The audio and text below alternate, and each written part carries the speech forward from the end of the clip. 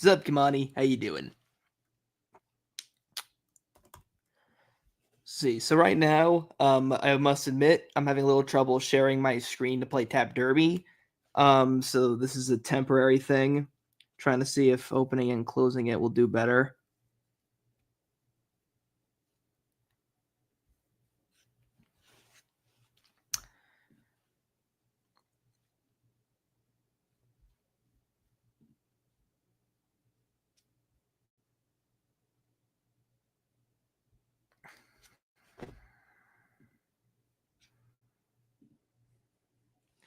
Doing good, man. How about you?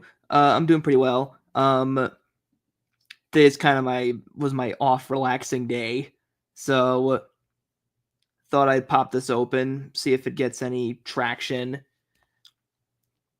Both discussing the Triple Crown, but also trying other things, or well, also playing Tap Derby, basically.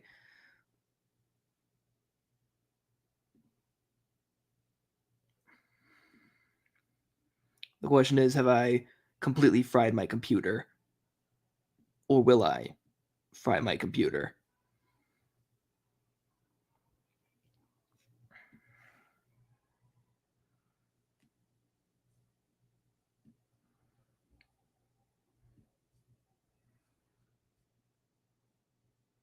As time goes on, yeah, I sure as heck hope so. Um, for now, I guess a big discussion point.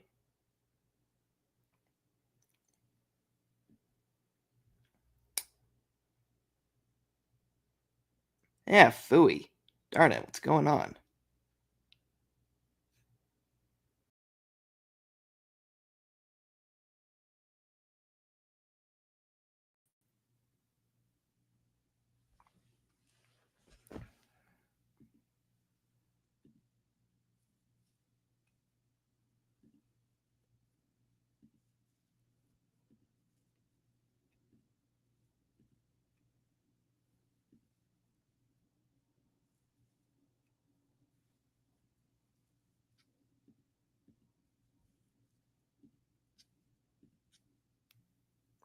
Hello, British Lad Productions. How you doing?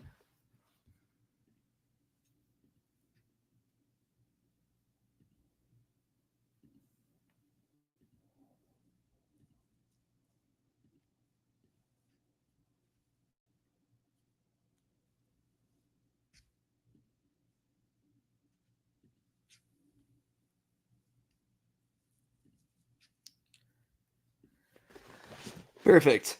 Okay, this is gonna be kind of tough. I'm trying to figure out how to get this layout for some reason. Screen shares being a total pain.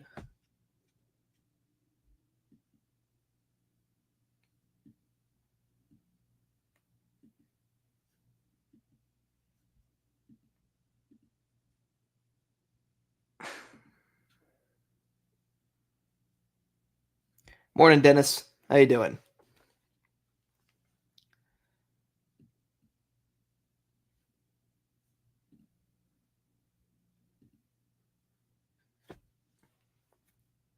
Good morning. When is Derby profile starting up? Okay, that's a good question. So I'm hoping to try and start actually working on it this week because the final Derby preps are really starting to roll around. So that's at least the hope.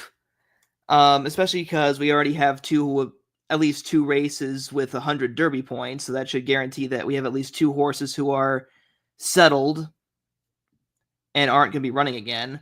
I'm not sure about the other ones, but we'll figure that out when that day comes. But yeah, Tiztastic and whoever that gray horse was who won the Jeff Ruby Stakes probably will try to cover them very soon. Just need to get my formula up because my editing formula down so I can quickly kind of pump it out. But it's also going to be kind of difficult because I also am going to have to deal with Final Gambit. Yes, it's like the move from Pokemon.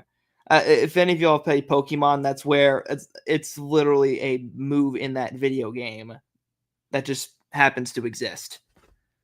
And I got you two smart Alex here with me.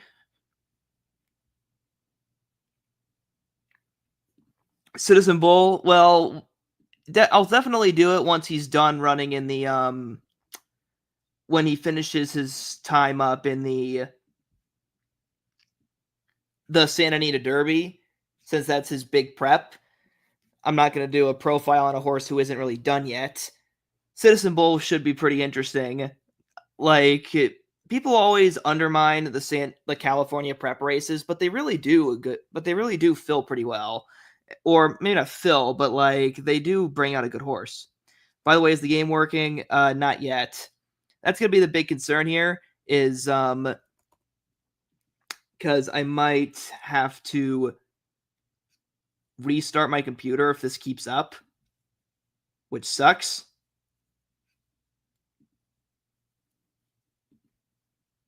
But is also entirely my fault.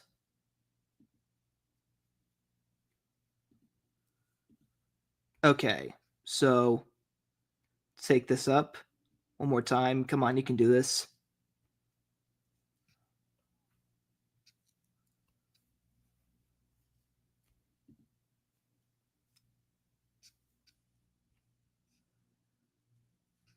Clear server necessary. I might, although I do have one other idea. Let's see. Change the layout again.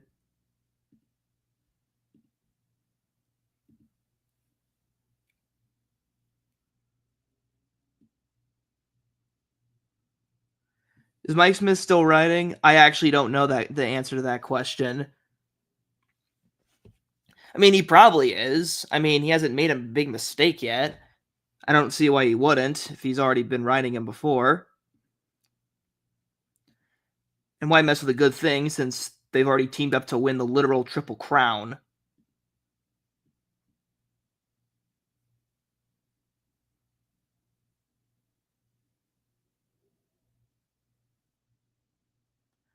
Okay. Here's the idea. So, phooey. Doesn't look like that actually worked. Since Stevens retired, yeah, I was kind of surprised that Steven, when I was a kid and Stevens had just returned, I was kind of surprised that. See, can you all see the game underneath the screen? Okay. I know this is far from perfect, but I can move it around, I guess. And we can play then.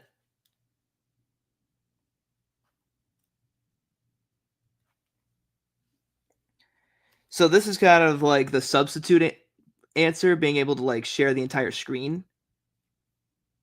Okay, perfect. So that's kind of like my last resort. If I can't just like present my screen to play the game, then I'll just do that in like 5 minutes. So the Carolina Panthers social media team posted about Touch Upon a Star since their former quarterback owns them, and someone in the comments called Touch Upon a Star Touch a. I'm not going to say that last part. Let's just say exotic actor.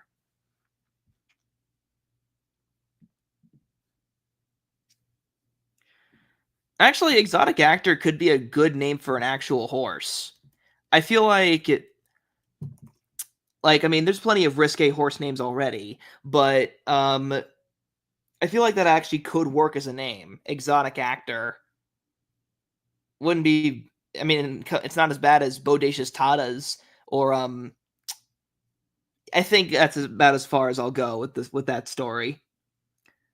A lot of cool battle love. Personally, I'm really excited to see if that horse can really get as far as this because whenever people who are not in horse racing talk to me about the sport, one of the things that they love bringing up is the underdog horses or the horses with an interesting story because it kind of breaks the mold a bit. Eureka! Finally, this piece of garbage works.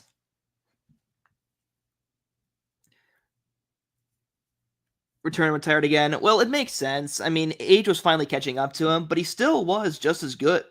he still was a very good rider, so he had every right to return.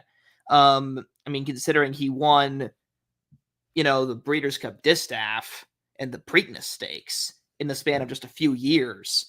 But yes, so Eureka, the game works, so we can play the game while talking about horses in this series. It's kind of weird returning to the save file because I've played the heck out of a different save file just to get my fix of Tap Derby, and I've done some crazy things on there. But it's now time just to return to this nice humble abode. 3 horses in a stable, highlighted by the one, the only, Chris's Swimming. Now the winner of the Eastern World Cup. So I guess as a recap to both the people who are now just here and also to our familiar fans who have been following this brief little series, Chris's Swimming has given us our first Grade 1 victories by winning the Katana Stakes and then winning the Metropolis Vase and the Eastern World Cup, basically the Dubai World Cup. He also finished second in the Arc de Triomphe and third in the Breeders' Cup Turf. Also alongside us, we have Gentle Quinn, who's supposed to be kind of our new sprinter type, but he's just a grade 3 horse. And Tom Swimming is our newest member of the group, named by Dennis Trusty himself.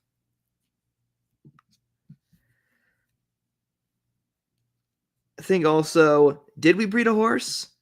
I think, if I remember correctly, in my opinion, his 7 derbies because he has 7 derbies because he should have won in 2001 on Point Given. Actually, he should have had 7 because he should have won with Personal Hope. And he should have won Casual Eyes. But, I mean, that's horse racing. Shoulda, woulda, coulda. There are many races where the horse who rightfully maybe should have won doesn't win. That's just kind of how the cookie crumbles. I mean, I guess you could argue in some universe he does have 7 derbies. Like, people would argue that Bob Baffert still has 7 Kentucky Derbies. Personally, I say he does. I mean, it was just a fungus thing on Medina Spirit. But that's neither here nor there.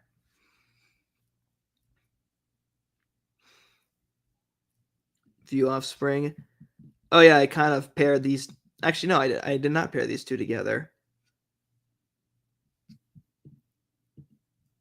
Let's go to the breeding barn and let's make more babies. That always seems to make the world go round. So, oh, right. There's the glitch. Okay, so guys, there is a glitch where you can breed broodmares twice, so we can theoretically get twins. So even though I already bred Tom's Lucky City once, we get to breed to her again. One of the perks of having a game in its relatively primitive state.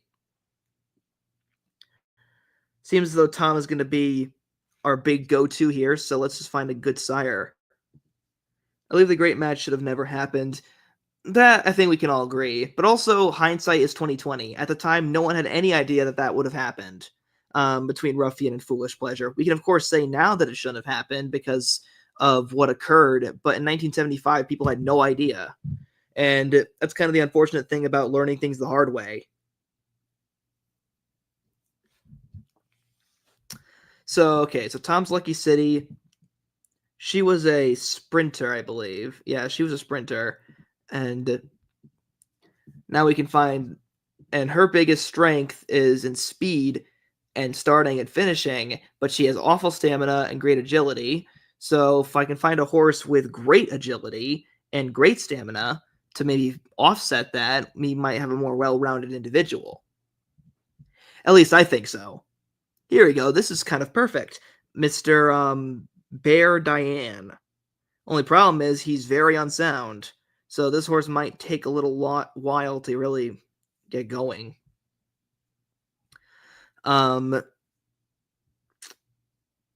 This horse is sound, but peaks very shortly, but isn't as fast, but is cheaper, and is a miler, so we get kind of more of that well-rounded stuff. For these routers, this could be something. A horse that's very slow, good stamina, great everything else, but is not as, but just isn't fast. So we get a fast horse and we kind of supplement that a bit. I think I'll go with Robot Quinn. Had to do something for a second. Yeah, no worries. We're picking a horse to breed. I think this is a good choice. We got Robot Quinn. We're going to breed to Tom's Lucky City. Tom's Lucky City's best assets are their speed, their starting, and their finishing, but they have poor stamina and agility. Meanwhile, this horse has better stamina and great agility, good agility, but is a little slow. So maybe if I offset that a bit, we get a horse who's fast, who's decently fast, but with good stamina and great finishing and agility and great starting. The other option that I'm considering is these two, which are around the same range.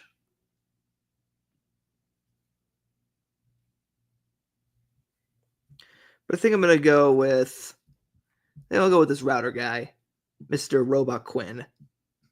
And when this horse turns 2, then we can finally give this horse a name.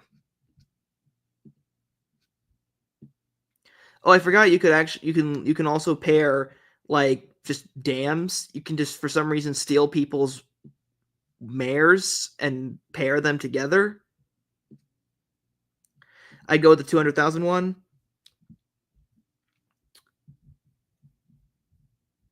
Mr. Zany Dragon. He is perfectly sound, so we'll get a very sound racehorse with great starting, great agility, a little better stamina, and an alright speed. Yeah, that should well round things. Okay, let's just pair these two together. They'd be a nice couple.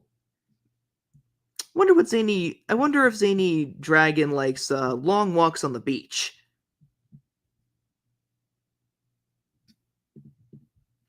Here we go. Tom's Lucky City and Zany Dragon. Seems like a decent coupling. This horse will not be agile, but will be pretty fast, have great start, finish strong, and have all right stamina. Let's see what we get. Here we go. For now, they're singing Witty, but if we don't like that name, we can always pick something else.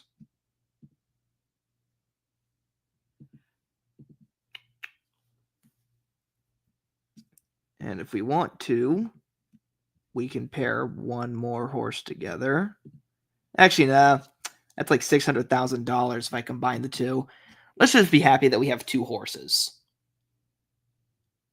Man, Chris's swimming's already back into shape. That's surprising.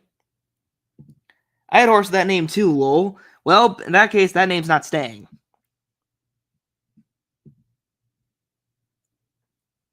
Would you be open to doing a British Cup Classic Winners Iceberg in the near future? Not very likely, because I'm not nearly as knowledgeable on British horse racing as I am American horse racing. The other thing is that I don't have nearly as much knowledge of where to get information. With the Kentucky Derby Iceberg, it was easier because each Kentucky Derby winner had a story written about them on the KentuckyDerby.com, or I could go to the Courier Journal or the Library of Congress. Oh, the Breeders' Cup. The Breeders' Cup, that'd be kind of tough. Considering that every year 14 new horses show up. It could be very overwhelming. It's possible. I do want to try and think of some all-encompassing Breeders' Cup video that could be fun, but I'm not too in a hurry to make Breeders or Iceberg content because I'm already knees deep into the 5th layer of the iceberg. And I mean, next month, it'll be, a year since I first published the layer 1. And I mean, that's an incredible amount of time to start and end a video series in the span of a month, 4.5 hours of content. It was a huge undertaking. It's going to be a huge undertaking that I still have to finish. So I'm not going to be in any rush to have the iceberg so that I can focus on other types of fun content. but it's not completely out of the realms of possibility. And it makes sense. So I do appreciate the suggestion. Only the classic winners.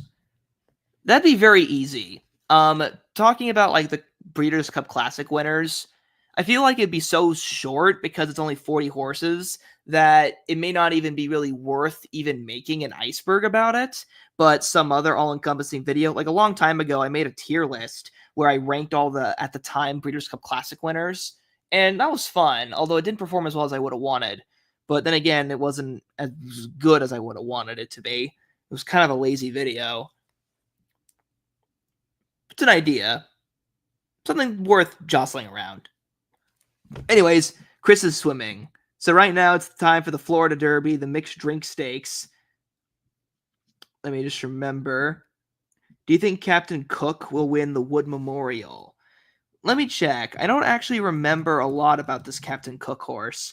Actually, in general, I haven't looked too much at the Wood Memorial. I've been so preoccupied with the Arkansas Derby and the Florida Derby, especially with like Sovereignty, because if Sovereignty wins the Florida Derby, he's going to be the favorite, most likely, unless Coal Battle continues doing what he's doing with the Arkansas Derby, but I feel like that's his race to lose. So Captain Cook, let's take a look. The winner of the Wither Stakes. Historically, the winners of the Wither Stakes don't actually do very good in the Wood Memorial. Because the Wither Stakes is a 1 mile race that's kind of like either a segue into the Bayshore if you want to go into the 3-year-old sprints, or it's going to be kind of a very small step towards a big leap when you go to the 1.125 miles. Actually, I don't remember the last time a Wither Stakes winner won the Wood Memorial, but I'll check that actually because I'm curious. For now, I'll say not likely, but I do want to kind of look more into this horse. Oh, I'm a total moron. I'm a total idiot. Forget everything I just said. I'm mixing up the Wither Stakes with the Gotham Stakes. So I eat my words there with a side of French toast. My mistake. Okay, so he's already been over the distance. He seems like a shoo-in. The Wood Memorial doesn't usually come up very strong, but I think there's probably 1 or 2 other horses. Bred by Mary Lou Whitney Stables, that would be very nice to see that horse really go far. Ironically, though, yeah, let's see. Horses who have won the Wither Stakes going on to win the Wood Memorial has not happened. You're an idiot, but that's why we like you. That's one of the nicest things I've heard in a while, and I feel like it does make sense. Yeah. There's a way to be likably stupid. I feel like that really is. Oh, here we go.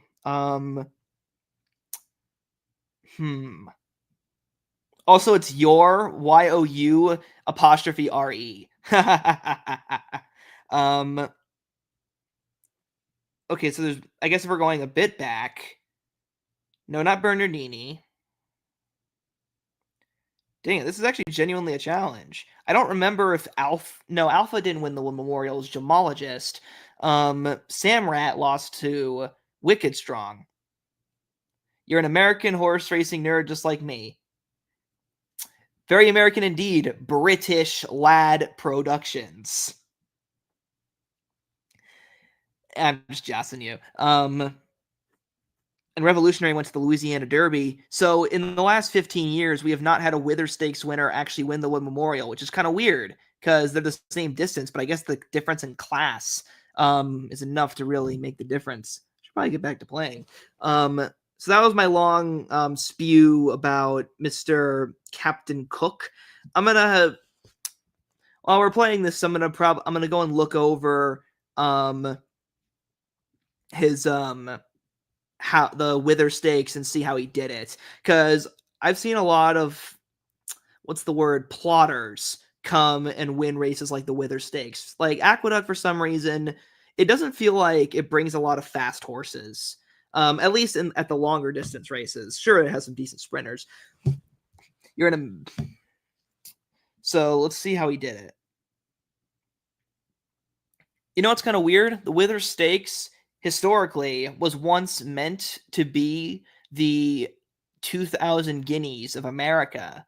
There used to be a New York Triple Crown that was just like Britain's Triple Crown. It was the Wither Stakes in a mile, the Belmont Stakes in a mile and a half, like the Epsom Derby, and then the Lawrence Realization would be the St. Leger. Obviously, that no longer exists, but that's genuinely something that did happen back in the day, and a few horses did do it. It was a Triple Crown that Man o' War actually won, even though he ironically skipped the Kentucky Derby. Also, Zev, who won the Kentucky Derby, but lost the Preakness. He added the Withers on his way to winning the Belmont and the Lawrence Realization. Okay, Skylar, if you're still here, hopefully you are, because I'm going through a lot of effort here.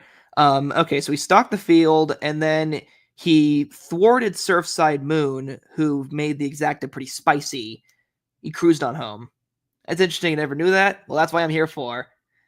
Okay, so Mr. Cook, he ran an okay time, 151. I think to win the Wood Memorial, he'd probably have to run another second or two faster. I just remember last year's Wood Memorial was nuts with what happened to in the stretch. What is the weakest Derby prep? By that I mean the worst Derby prep to produce a Derby winner. Okay, worst Derby prep to produce a Kentucky Derby winner. Like lowest quality race that somehow was used as a springboard by a Derby winner.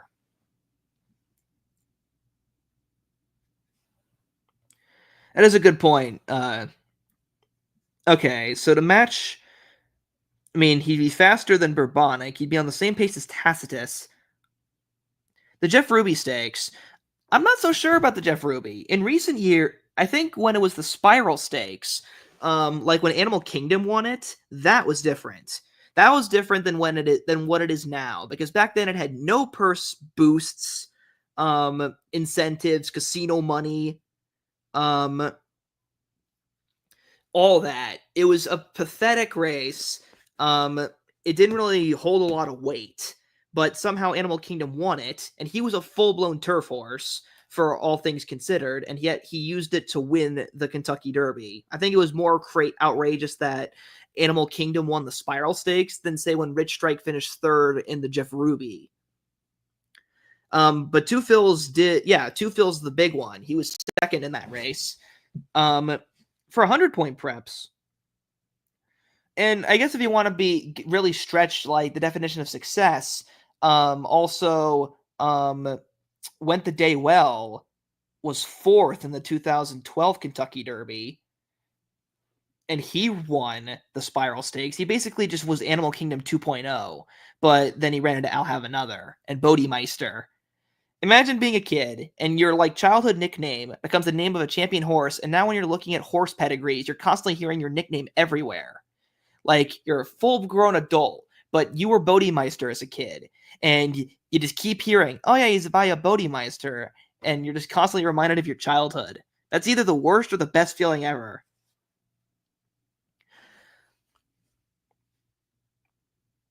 All right, let's see the Derby preps. I need get a good map. The Iroquois Stakes is usually pretty weak. I don't like the Iroquois. Not the Street Sentence. That's yet to actually produce a Derby winner.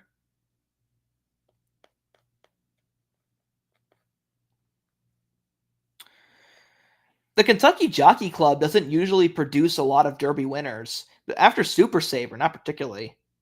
Okay, that's fair. Focus on 3-year-old preps. The Jerome, that's a very weak Derby prep. Has that ever produced? Ironically, Fusaisi Pegasus won the Jerome Stakes after he won the Kentucky Derby. Crazy Kentucky Derby finish in terms of visual appeal. Icebox running in the 2010 Kentucky Derby. The hell he went through to get to second place is unimaginable, and he really should have won, but he didn't. That was nuts. Rich Strike's victory, that's trite but cliche. That is a good point, yeah. Okay, so the last time the Jerome Stakes produced a Derby winner, it was run after the Kentucky Derby, so I don't think that counts. The Wither Stakes hasn't produced a Kentucky Derby winner in recent memory. The Gotham Stakes used to be a lot better.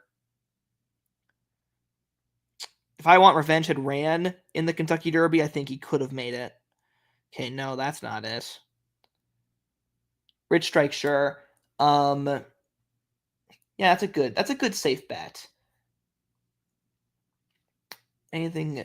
I mean, to that last year's Kentucky Derby was a pretty crazy finish, a 3-horse photo finish.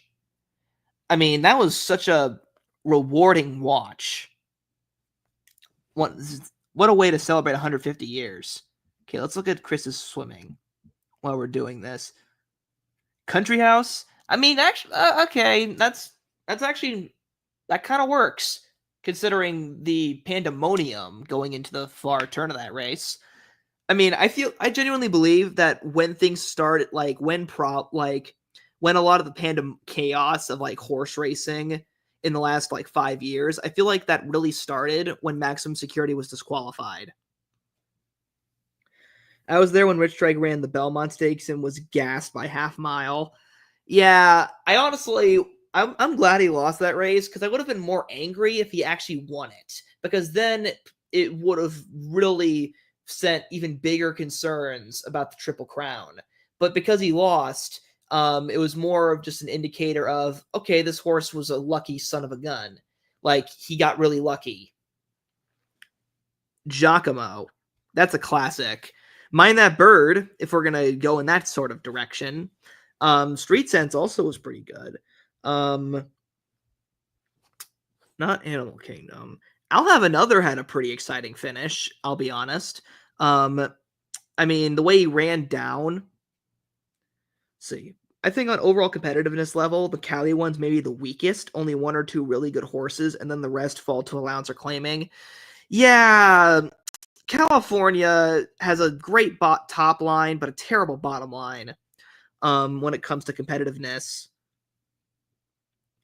I mean, the San Felipe was inexcusable last year. It picked it up in recent years. Actually, yeah, the San Felipe has been kind of a nothing race ever since California Chrome won it. I mean, like, tracks that have 4 Kentucky Derby preps, they have a middle child race. Some may think like the Southwest was kind of the middle child of the Smarty or the Rebel Stakes. The Rebel Stakes can be kind of a middle child race. Oh right, Authentic. He won the San Felipe, so I guess it isn't that bad.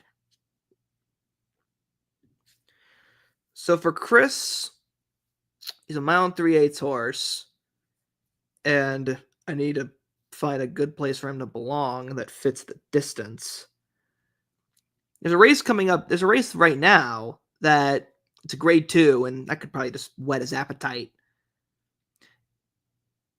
It wasn't Who Should Have Claimed Foul. John Court and Tyler Gaffalione, nuts ironic, because Tyler has become the controversial rider in Kentucky, considering what he did on Sierra Leone. Yeah, the boot's on the other foot. I think Oaklawn may have the best. What week is it in this game? It's week 16. You can see right here. So week 16. So right now I can easily run Chris in this 1.5-mile plate stakes and get an easy win there. There's no other really super long races right now on the calendar for a 4-year-old horse. The War Child's in 4 weeks, so he could spring back into action really fast if we're lucky. Then the next kind of long distance race would, I believe, be the Wildcat. Oaklawn can bring the best of both coasts together. Yeah, I've kind of noticed that. I mean, that's what casino money does. I mean, Oaklawn is what Kentucky Downs wishes they were. Kentucky Downs does annoy me with their purses. Oaklawn, I think, makes sense because it's an extended meet, so it's really fun. But Kentucky Downs, I'm just like, are you kidding me? This is overkill. There's only so far that you should go. Okay, I think I got a plan mapped out. So let's just get Chris on the road. Let's take him down to the Horses Swimming Stakes.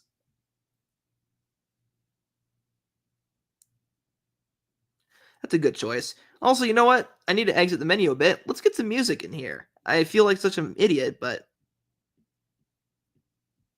come on.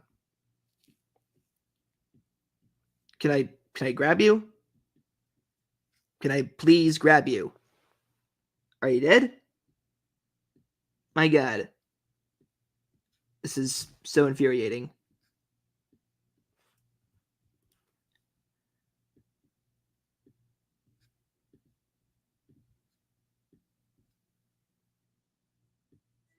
There we go.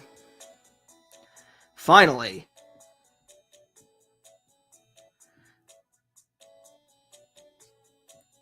So that was annoying. There we go. It's a little creepy just hearing only my own voice. We need to get some ambiance. Kentucky Downs is that weird turf track, right? No, it's the other one. It's like just Jocelyn. All right, let's get going. Chris is swimming.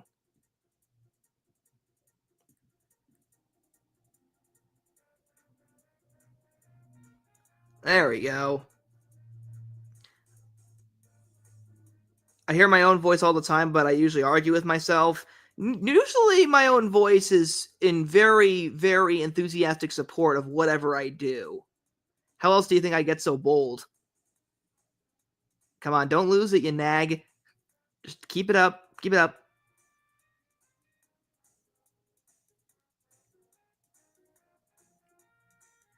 Oh, God, this is close. Okay. Whew, that was scary. Like, come on, you just won the World Cup and now you can barely beat these guys?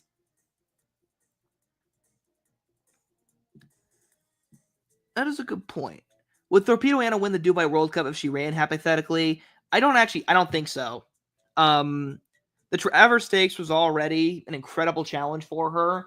I think that the Dubai World Cup, I think that would break her. Like, it's really hard to sometimes travel horses, and I think that kind of arduous journey could really like damage her pride. The other thing also is but I think also this year's Dubai World Cup is very weak. It's not a good field. If there was a year to do it, it would have been this year. But also, I don't think she could beat Forever Young.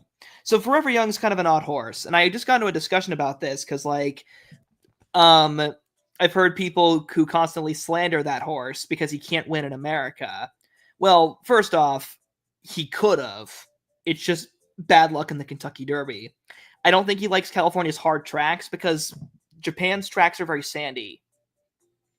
They're deep, and he likes deep. And I mean, his victories in Maidan and his close defeat in the Kentucky Derby, I think Maidan and Kentucky and Churchill Downs are very similar surfaces. I mean, they look so similar at least.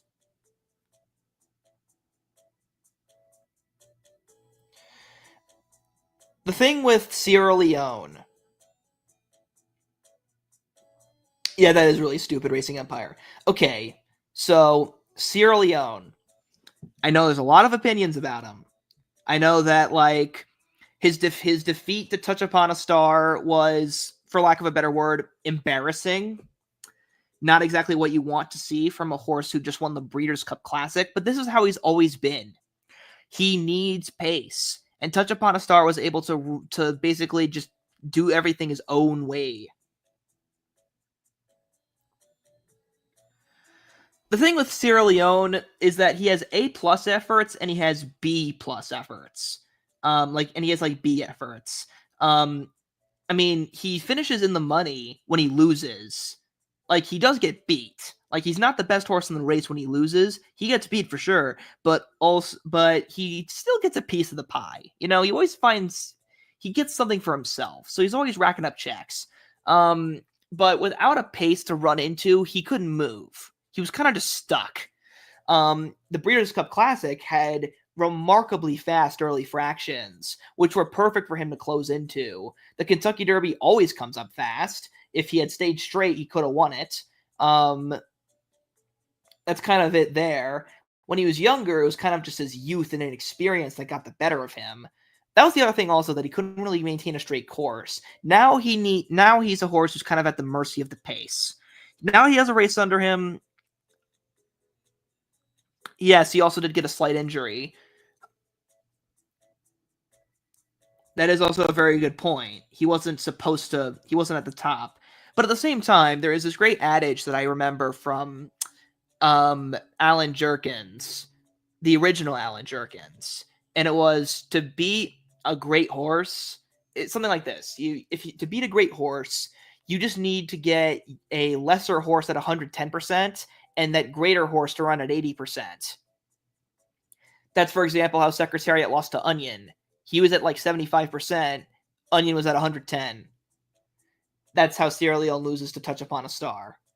Also, perfect setup from Touch Upon a Star with a weak field that had gotten, well, not a weak field, but a small field. So Touch Upon a Star had very little in the way of challengers. Hall of Fame was a good horse, but just couldn't hold on. And I guess Touch Upon a Star is kind of the opposite of, not the opposite of Sierra Leone, but Touch Upon a Star is just such a classy horse. People will say that he got really lucky, but no matter what, that horse runs forever. I mean, he runs a lot. He runs frequently. He's always cashing stakes checks, even if they're against Louisiana breds. He always does something good. I mean, he's won more than like double the amount of races that the star horses do. So I'll always appreciate Touch Upon a Star, even if he is mostly just a local horse. But the fact that he, oh, Dennis, very cynical, but kind of funny.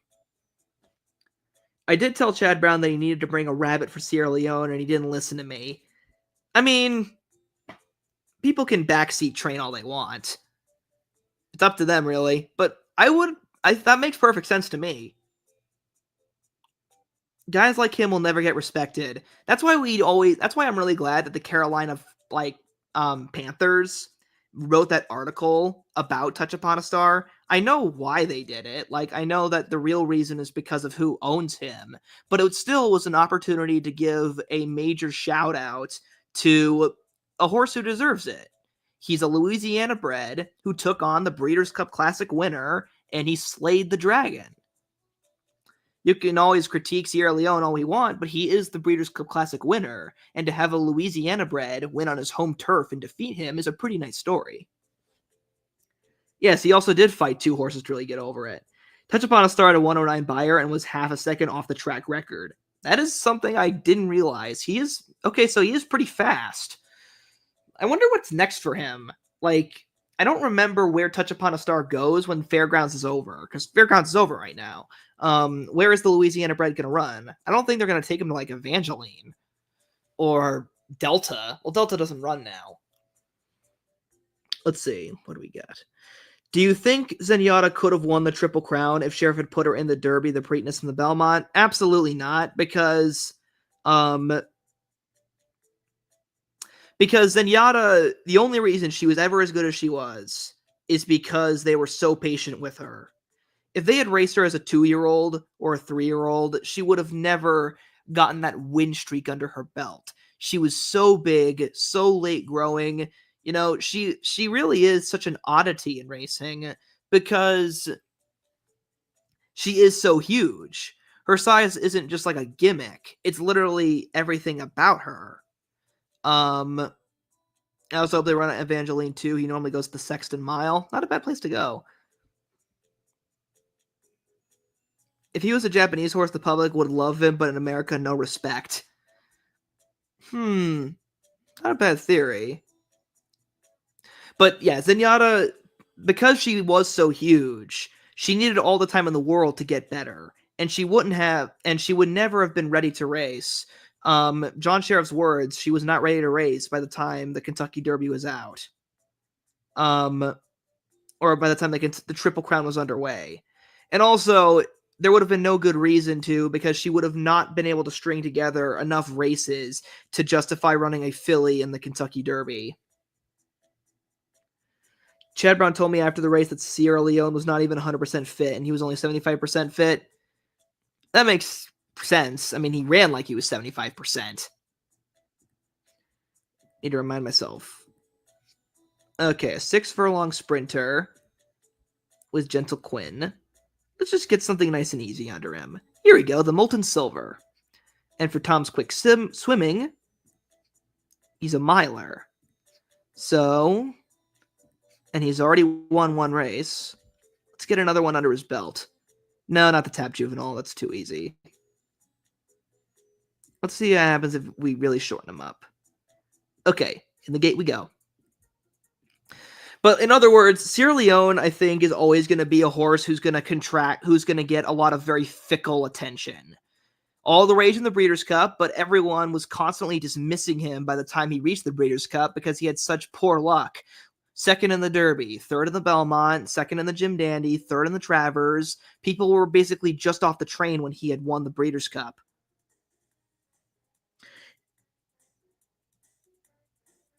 4.5 way off, yeah, that's a good point.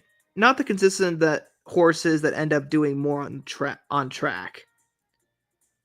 A good example, seeing some guys I know say that Nisos will be a force to be reckoned with when he hasn't even raced since 2023, but from what I can tell, people always liked the brilliant unsound horses. Because they're flashy.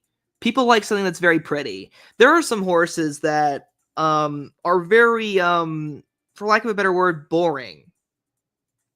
There are boring racehorses who do everything by the book, but you can't really argue with the results.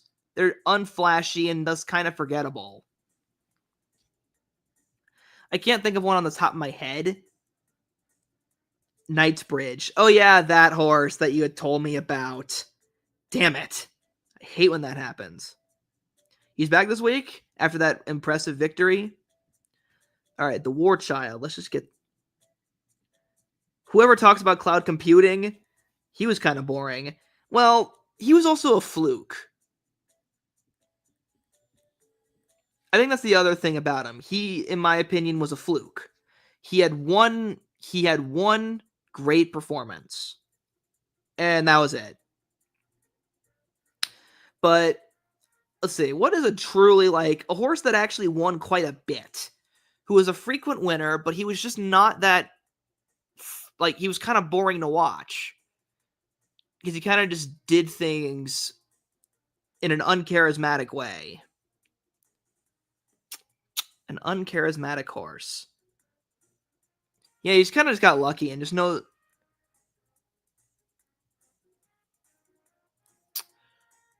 Elate didn't really thrill me that much when she raced. She got a few good races in her, but she was not that... But I don't remember her really getting me that excited. Monomoy Girl actually wasn't that interesting. Beverly Park, that's a good point. Beverly Park was a little boring. He was interesting because he won more than everybody else, but, like, also, it was Beverly Park.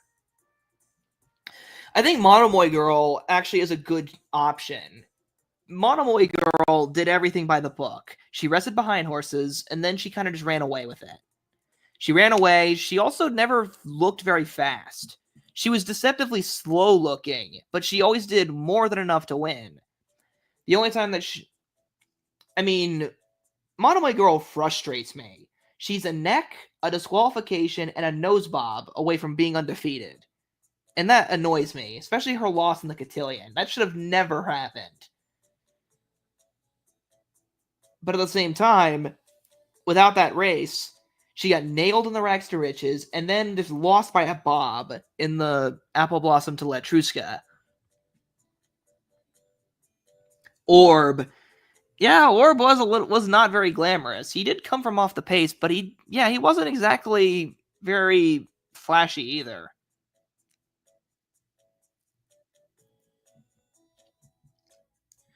She ran 12 seconds per furlong a lot of her career, and then she got into a superstar of being into 11 seconds per furlong, basically. Huh. Kind of just a fast cruising speed. Good point.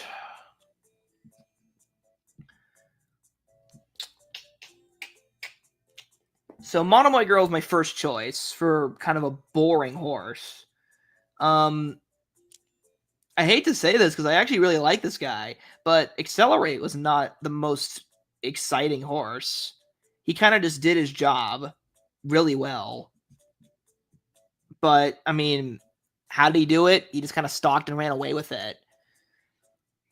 I recall a horse a few years ago named Silver State who won 6 in a row, including the Met Mile, and he wasn't flashy at any stretch of the imagination. I remember that horse. I even saw him in the Whitney. Yeah, he kind of snuck up on me when he won the Met. You think Wildcat would have won the Breeders' Cup Distaff if Monomoy Girl didn't run in it? I don't remember how Wildcat ended up finishing. If the Catholic is Zenyatta, why did Whitney keep Ruffian out of the crown? Probably the same reason why, or Whiteley. Why did Whiteley keep her out of the crown? Probably the same reason why he was very against the match race. Also, by the time that Ruffian was hurt. I'm not just talking about the match race. Ruffian suffered an injury as a 2-year-old. She was hurt as a 2-year-old. They were going to try her in the Champagne Stakes against the Colts, but she got hurt. And when she got hurt, she was off for like 7 months. And she came back in like April in an allowance race. And by then it was just too late.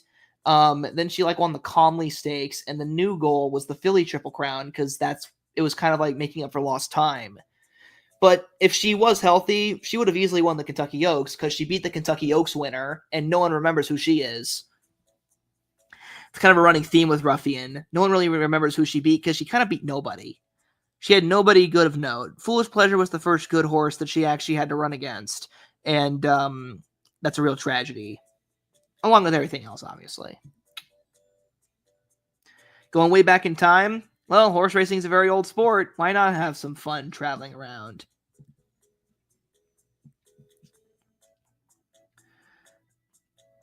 Okay, we're almost there. She would have run the Frizette. Yeah, I don't remember. I think they wanted to try her against Colts all the way back then, but I don't remember exactly. I think they did. Sun and Snow. You Googled that. But yeah, that horse wasn't very good. The Ruffian move still sticks with me to this day. The movie. Oh, that is actually evil. How the heck did you find out about that movie and not even realize and you were so young you didn't even know who she was. So that was your introduction to her. Jesus Christ. That is evil. That is a massive tragedy. Oh my god. Yep, Chris will go for 24. He's up and running. Where is he going to run?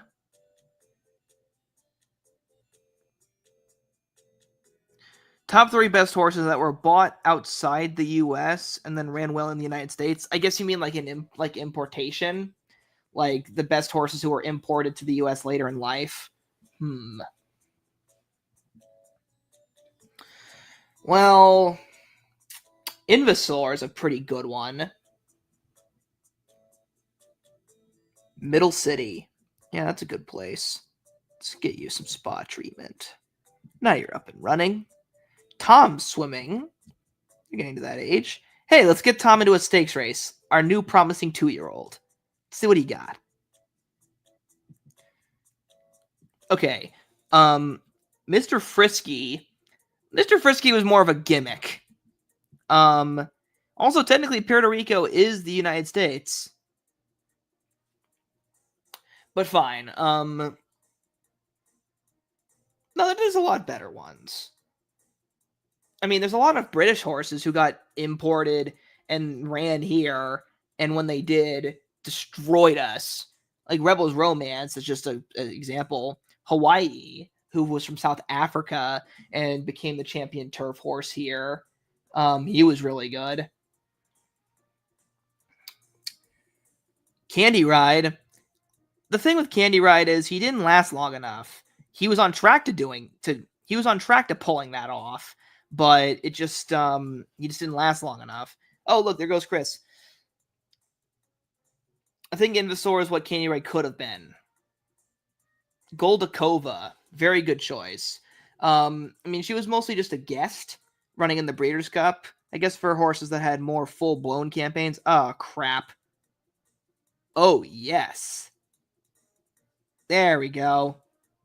Handled it like a pro. Attaboy, Chris. And now, Gentle Quinn. How fast are you? All right, we'll save you for later.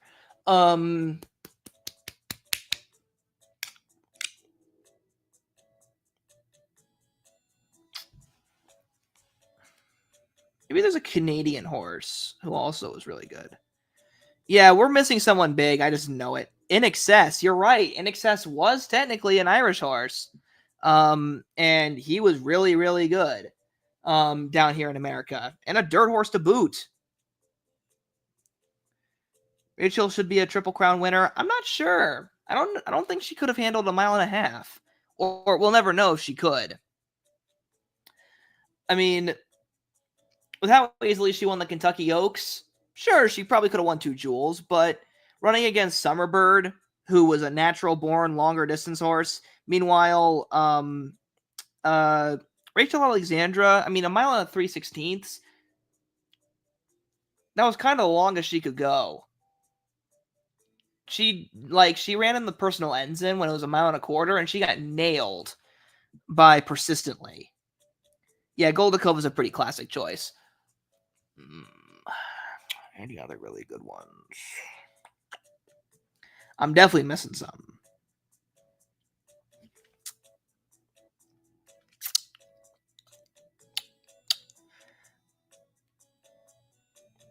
Non-American horses.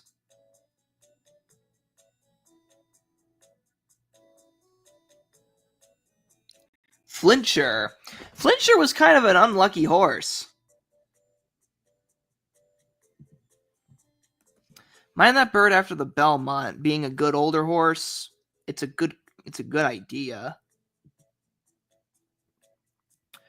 That could have happened. Rich Strike also, I think, if better managed. Northern Dancer, yeah, that's a really good point. I mean, he's literally a Canadian. Why didn't I think of that earlier? Dance Smartly was really good. Maybe not all-time great, but Dance Smartly was another great Canadian who really pulled things off.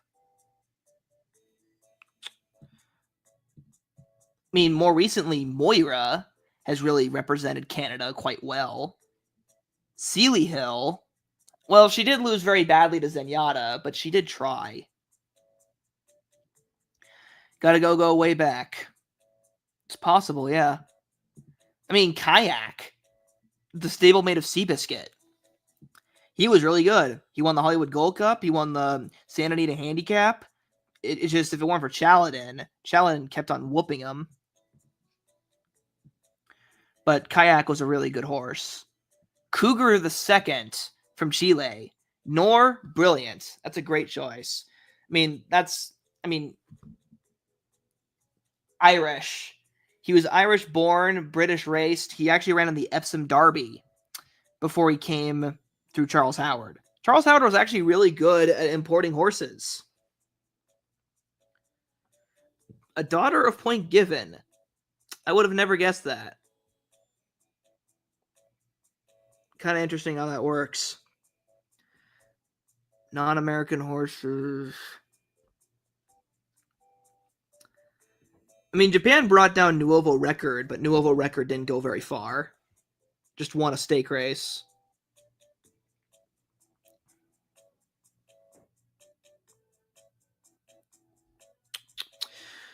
Come on, I can do this. I'm supposed to be like an expert at this. What is wrong with me? Sister Charlie, that's a great choice. She was good for a year. Just stayed around for too long, in my humble opinion.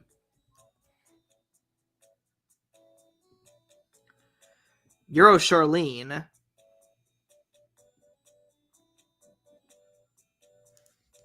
Raven's Pass, I mean, he kind of was just lucky.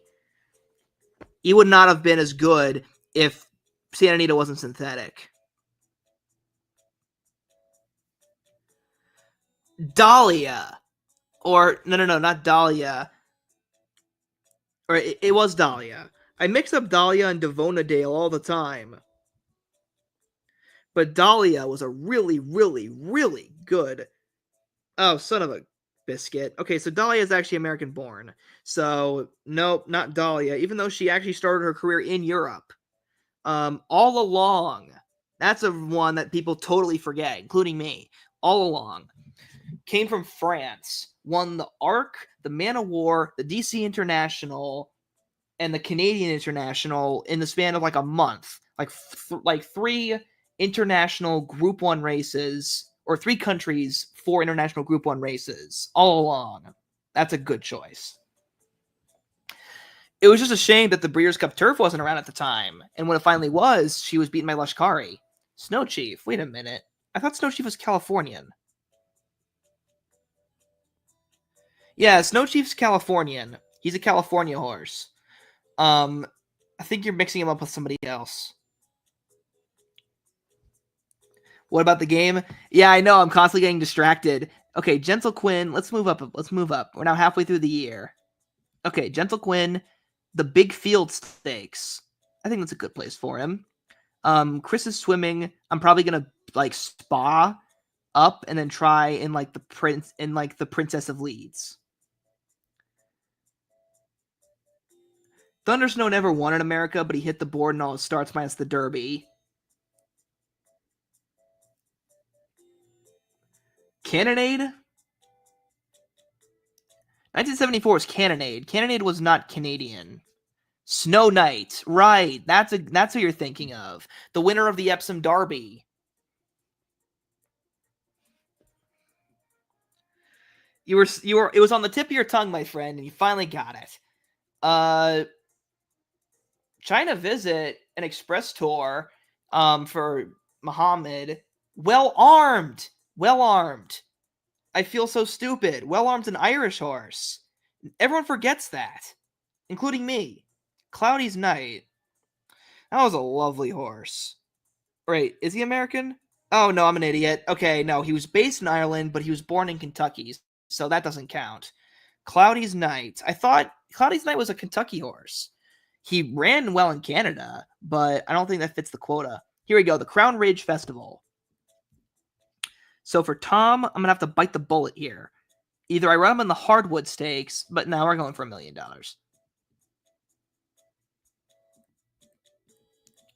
All right, it's very likely he'll lose, but I'm willing to take the risk.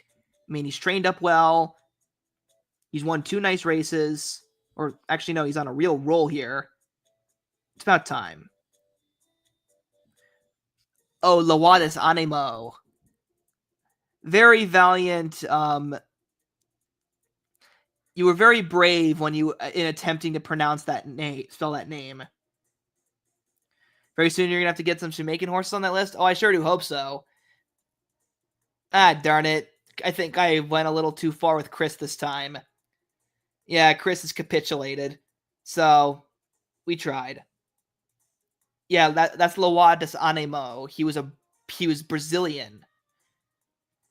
Okay, he held on to be third, so not as bad as it could have been. But for all that spot treatments, yeah, Lawadis Anemo, Brazilian, but he won in Canada and then was second in the Breeders' Cup in America. So you think. He didn't go to he only ran in America once, but that horse was just impressive. He started his career in Australia, sent over to Europe, was just as good, and basically ran everywhere and and was always squabbling with the whole world. Kaleidoscopio. Frankie Toya Rajiv. Lady Eli. I don't think Lady Eli was Irish, but maybe she was. Yeah, she was Kentucky. She was a Kentuckian. But Chad Brown had plenty of Stephanie's Kitten. That could have been it. Stephanie's Kitten. Was that the horse? No, Bobby's Kitten was no. Stephanie's Kitten is an American horse. Okay, so no, not Stephanie's Kitten. Zagora. That was a horse from France that he had that was really good.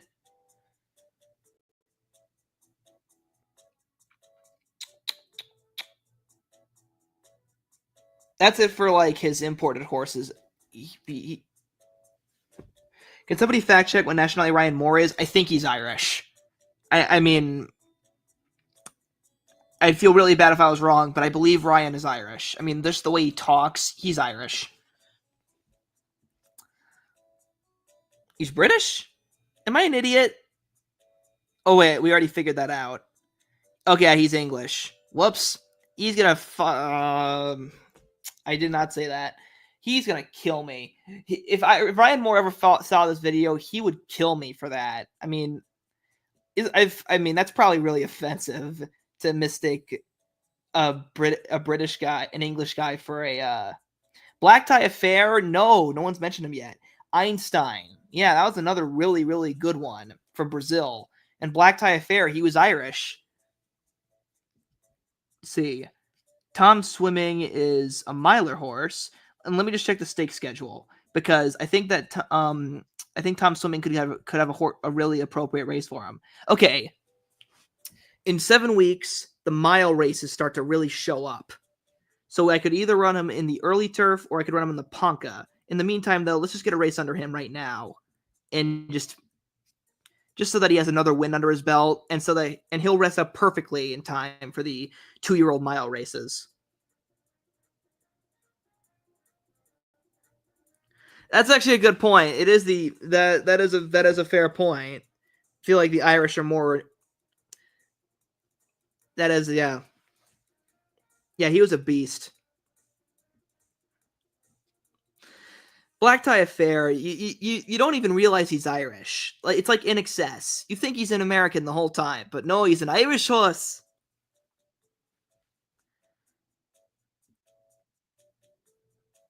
Nope, not the first soup.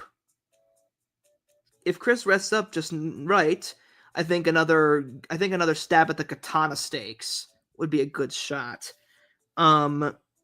Actually, or the Oceanside Classic. The Oceanside Classic is definitely Exceller. That's Exceller. J.O. Tobin was a horse who also beat Seattle Slew, who was from Britain. He was a champion 2-year-old in Britain, and he beat Seattle Slew and was a champion sprinter. Canonero. Well, he was an American born but Venezuelan raced. Fusaiji Pegasus was never based in Japan. He was just owned by a Japanese person, so that one doesn't count. Canonero has a little bit more leverage because Canonero actually raced in Venezuela. Like, that's where he ran. That's where he really started his career. The withheld stakes. Nope. Okay, Gentle Quinn at 6 furlongs. Arazi. If only that horse had stayed that good. That horse frustrates me. Sonny's Halo. Yep, Canadian. Gentle Quinn. So Gentle Quinn, I'm going to take a risk and try him in the Mr. Irish Stakes, speaking of all the Irish stuff. And then I think it's another week before the Oceanside Classic. The Jockey Club Gold Cup actually usually turns up weaker. So I might save Chris for that and then run him in the Arc again.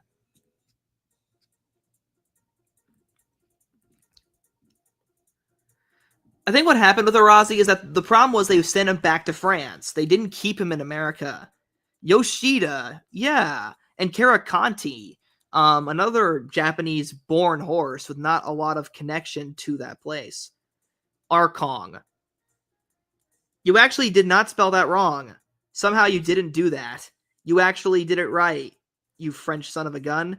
Is there a little bit of French in there mixed with the Chinese and the Jamaican?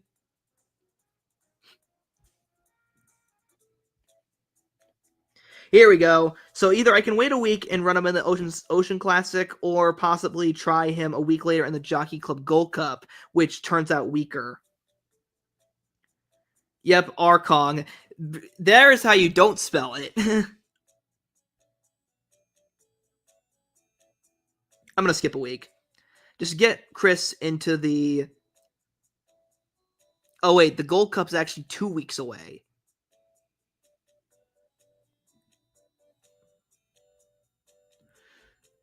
There's the Tappy Gold Cup. And Tom Swimming, I can either run him now in the early turf, or I actually can run him in a grade 2. Actually, you know what? He's never won anything more than a listed stake race. So, okay, let me just check our schedule. So for 2-year-old horses, when we run at a mile, I can either run them in the Ponca Stakes or the Zoom Zoom. I think I'll save him for the Ponka, and if he does not take that jump well, I'll have a good plan of attack for later. Because at some point or later, you just gotta take the leap. I don't think... No, I don't think so.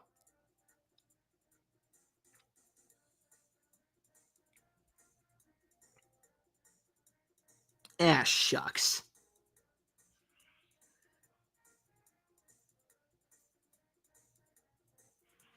He's holding his own. He's eking closer and closer. He's not completely faded, but...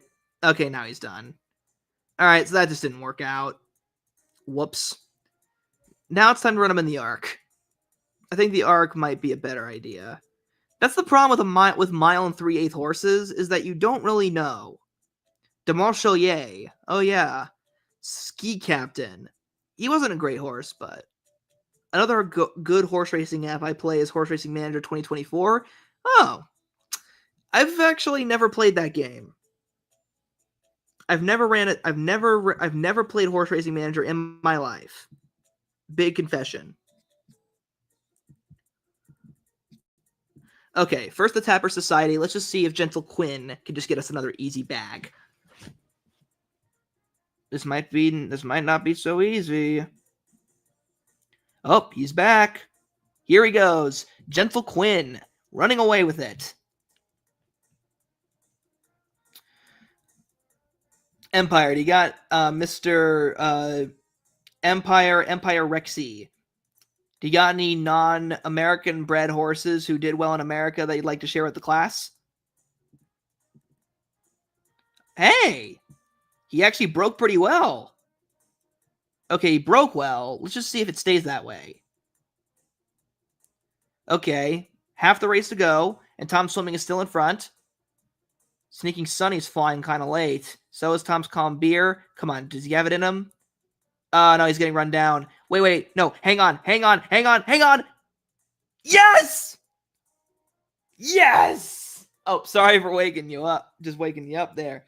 The Marchelier could have been a great horse if he didn't get injured. Also, my uncles insured him, and I was there when he got injured. That sucks. Okay, so he barely won a grade 2. And I think... Is he a homebred? No, he's not. We bought this horse. But still, we got a grade 2 winner. Sunday Break. Oh, yeah, he also won the Peter Pan. What was the question again, Lowell? Horses not born in America that did really good in America. Like In Excess or Black Tie Affair. Or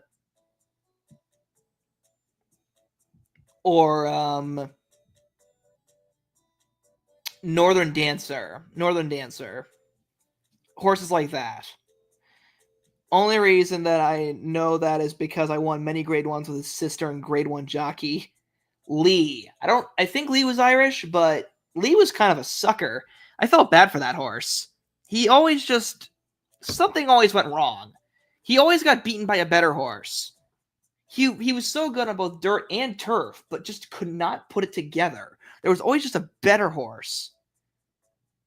Dermasoda Gaki. If he had won that Breeders' Cup Classic, that would have been one of the weirdest years ever. That would have been nuts. Also, my ears. Oh, sorry.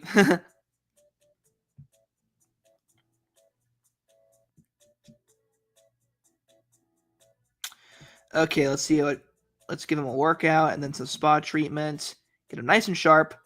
And run him in the Corona Victor. Rich Tapestry. I know someone your uncle needs to talk to. That sounds almost threatening. Let's see, the Corona Victoire. Meanwhile, let me check the stake schedule. Is there a grade 1 mile a week from now for Tom Swimming? Oh yeah, there is. The Sparkler. So the Sparkler Stakes could be a very good place. And if he does that, then we can run him in like the Tappers Cup Juvenile or a Juvenile Turf. But that would be very like wishful thinking. I started getting into horse racing in 2019, and so far a lot of Japanese horses have been doing really well. I'm not sure if Forever Young was born in the U.S., but I think he's really impressive. He was not. He was born and raised in Japan. Liam Benson at a Krisher. Whoever that Secretariat lookalike was who tried the Polish Triple Crown. I know there was Vabank, and there is a horse who has the title of Poland Secretariat. I forget his name, though. He won 8 of 9 races. He was kind of like Seabird, honestly, more than that. All right, let's see if Chris's swimming can go one better and win the arc. Here goes nothing. Okay. Good start. Not to the lead yet. He's slowly getting there. Okay, we got the lead. Serafina, good choice. All right, 6 furlongs to go. He's in front. He's fighting. He's fighting good. Okay, Umbrella Gen might be a problem. 4 furlongs to go. Come on, Chris. Come on, Chris. Come on, Chris. Come on, Chris. Come on, Chris. Come on. Come on. Come on. Hold off that late challenger, and we're not going to do it. Second again. Darn. Hey, we got $1 million, but phooey. He was running so good. What a noble beast. You want to get off topic, but Shin Emperor looks like he's going to be having a really good year. That horse is really pretty. I love how he's French, but runs nothing like a French horse at all. Yeah, he's French in name only. He might as well be Japanese. What words have not heard a lot about? Oh, Victory Gallop. Wasn't he Canadian? Yeah, he is Canadian. Maybe time work out Chris. I did work him. I'm gonna work him out before the turf. I'm gonna try him in the turf. Tom Swimming is gonna run in the Sparkler Stakes, and time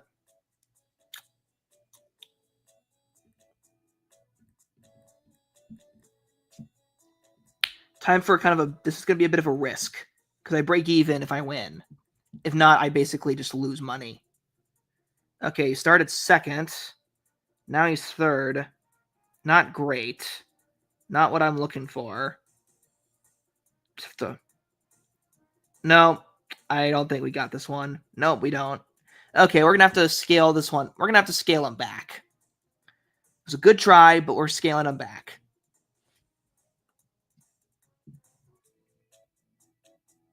Awesome again. Awesome again. Why didn't I think of him? Awesome again was a really good Canadian horse.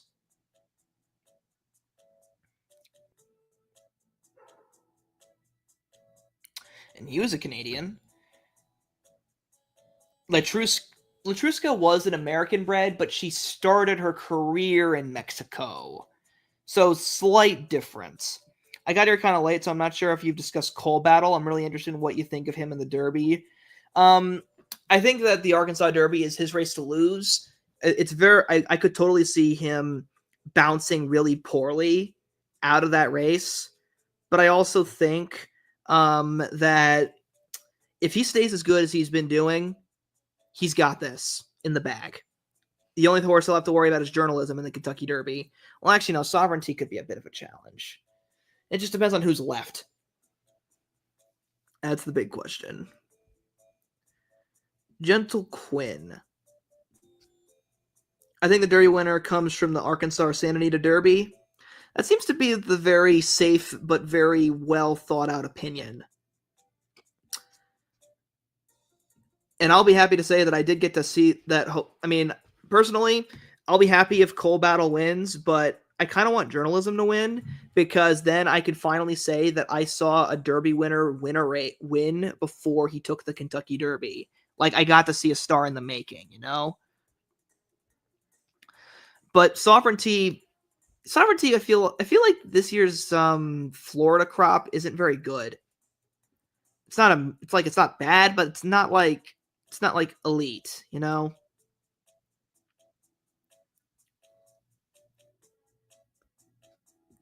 It's not like elite material.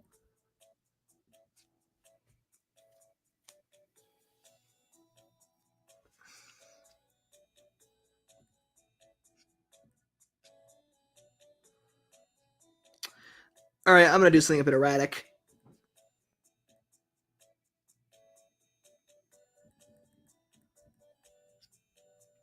Let's try the autism spectrum plate.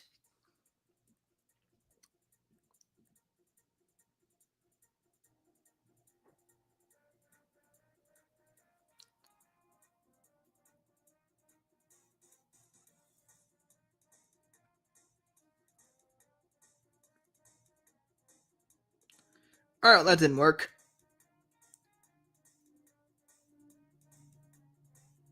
Tommy Lee, or Tommy Lee, as he said. So, same for me in Sovereignty. I saw him at Churchill. Oh yeah, he did win at Churchill Downs. I kind of forgot about that.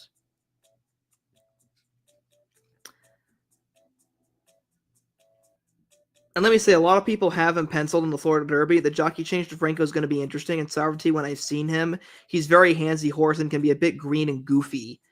I can see that. I mean, he kind of struggled to finally put it all together in the Fountain of Youth and only got up in the final strides. That was a very kind of scary win. Scary in that you didn't know if he was going to do it.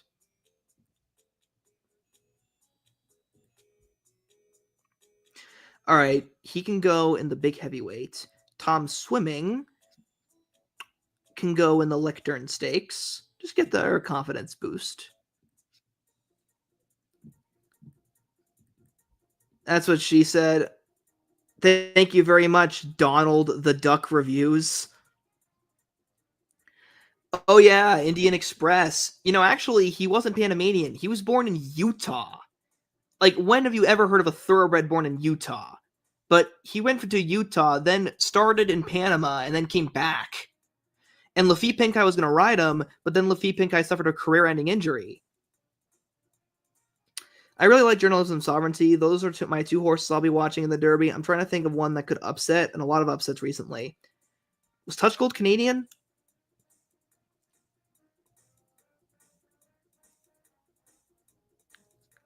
Green and Goofy, that's what she said. Of course, Donald Duck brings up Goofy. Yilk. He was climbing in the first turn. When he gets going, he's on. But when he's going around, Franco could panic and do something too aggressive. That's a possibility. Sandman is good. I think Sandman could really, freak. Touch Gold is American. Okay. I don't think he was Californian, though. But, what's the word? Sandman. I mean, he's been flying late in both of his preps. This could be finally the time where he puts it all together. Speed King is going to be kind of worrisome. I don't think he'll do it. The vase. And then the cup. I'll shoot for the hoops again. Try him in the Metropolis Cup. Although he is just past his prime. So, yeah, I think that this is it for him. Unless, let's see, if he just keeps, no, okay, he stopped.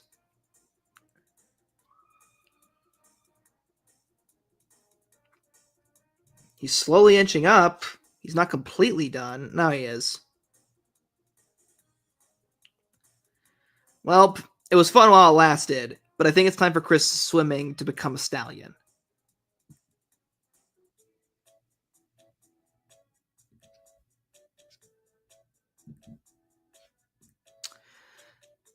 Hey, you know what? He did break $10 million for all of his failures.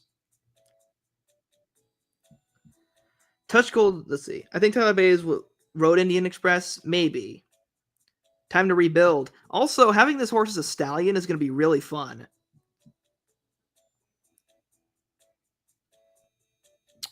Let's just speed on forward and just get ready for next year.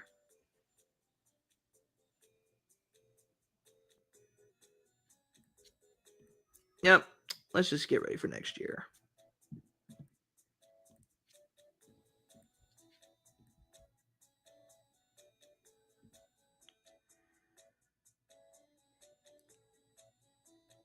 Chris has earned his retirement.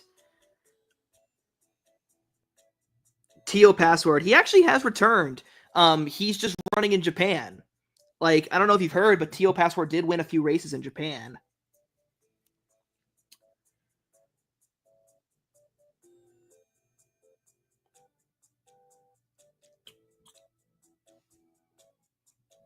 Remember when he got beat 76 lengths?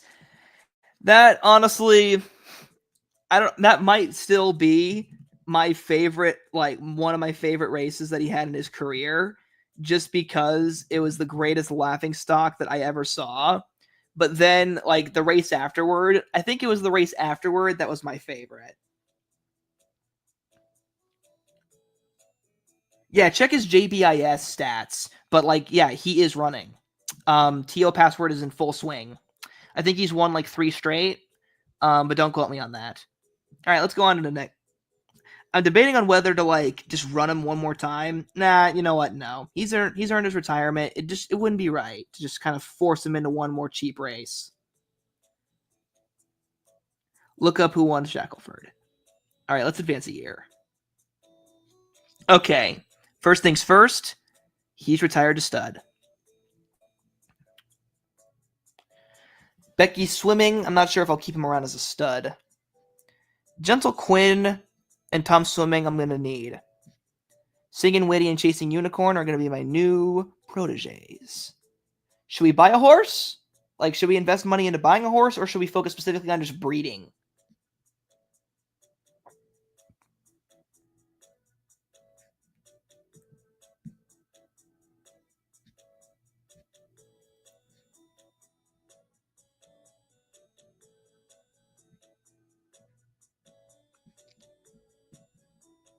Let's buy one. Okay, here's a good one. This horse is really fast. I mean, this horse is really fast.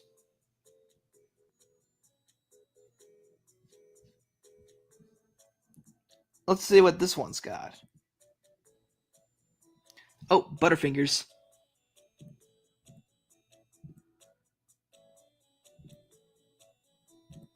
Jesus Castanon.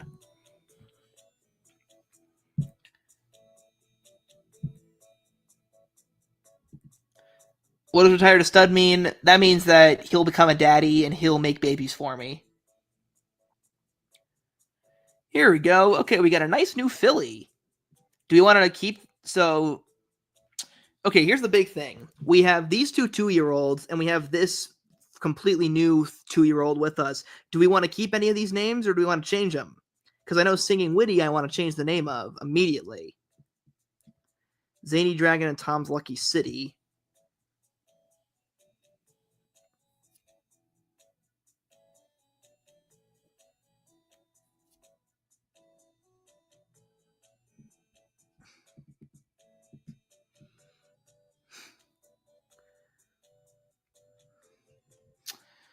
All right, let's change. Okay. Singing karaoke, that would be pretty funny. Let's make it a thing. Singing karaoke. First one down. No, too late. Can't take it back. Singing karaoke it is. We have singing karaoke. Donald the Duck reviews. Nah, we're not going in that direction, Donald. We're higher class than that.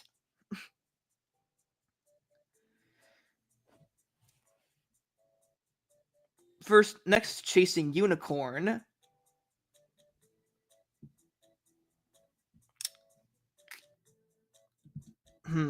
If Chasing Yesterday wasn't already a horse, I would have totally named him this one. I don't even know if that's PG. It's not PG. It's R-rated. It's not exactly it's not exactly a good idea to have a horse named that on this channel.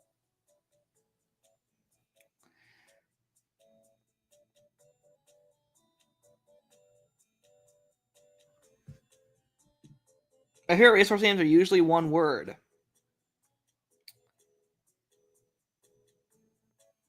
Chasing Tomorrow's Dreams. Let's see if it fits. Nope, it doesn't fit. Unless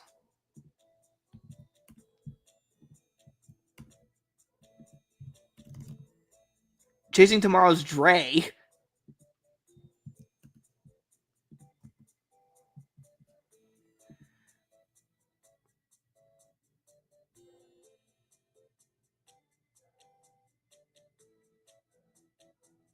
Northern. It's kind of catchy.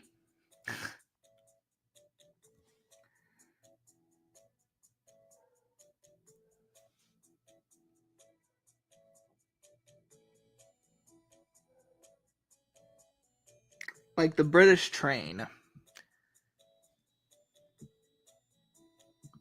Oh, you genius! Emperexy for the clutch. Chasing Tomorrow's Dreams. Here we go. Chasing Tomorrow's Dreams. That is technically one word. You happy, Anthony?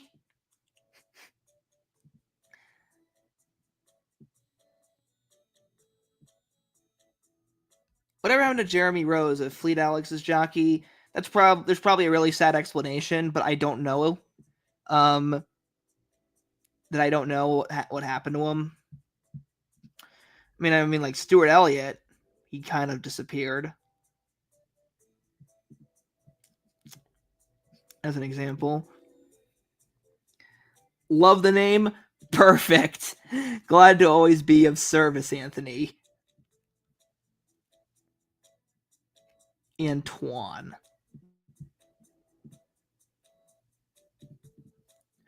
And now we got one more. Sam's Nice Ocean. Yeah, he is doing a pretty good job. I'll admit that. Let's see. Sam's Nice Ocean. What do we want to do for this one?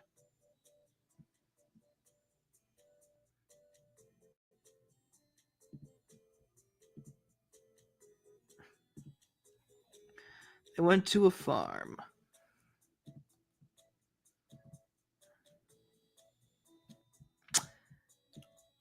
That's usually what they told. That's what they told me about my first dog. He died.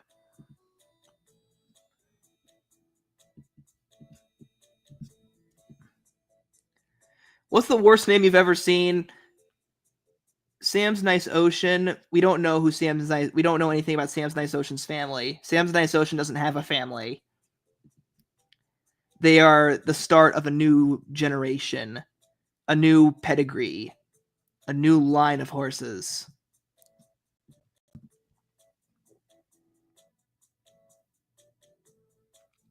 Ain't that just lovely?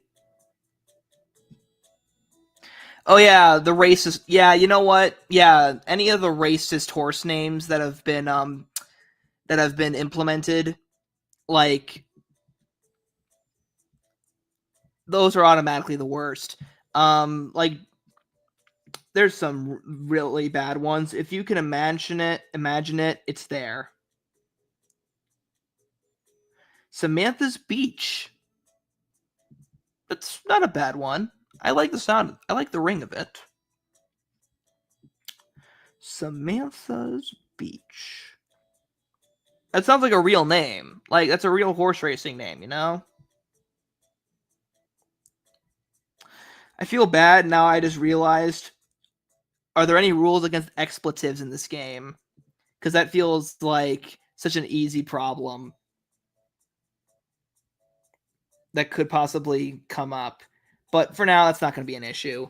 We're good lads and lasses and anything in between.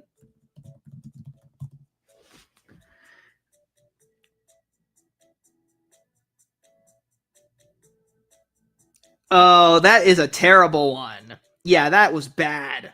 That was inexcusable.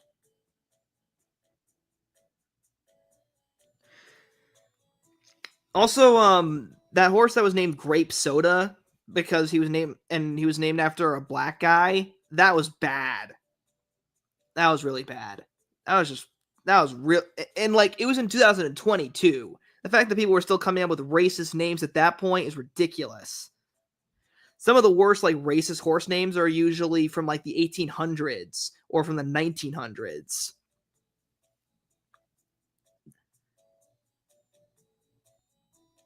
Whatever happened to R? I actually don't know. But you know what? What people don't tell you is that he actually won 3 races. He didn't just win 1, he won 3.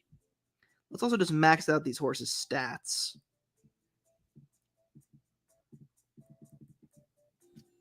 Okay, nice and maxed out. And you think I'm lying? He ran racism in the Big 25 is crazy. Yeah, it is crazy. Like, I know sometimes racing's prehistoric, but like, come on, you guys.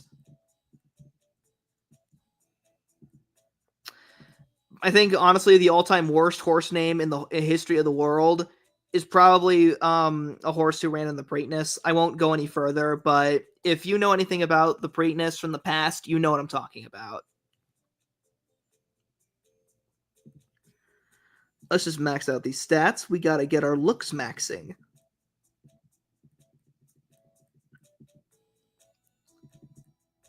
The 3Ks want to... Oh, that's even worse. Man, in the Big 22...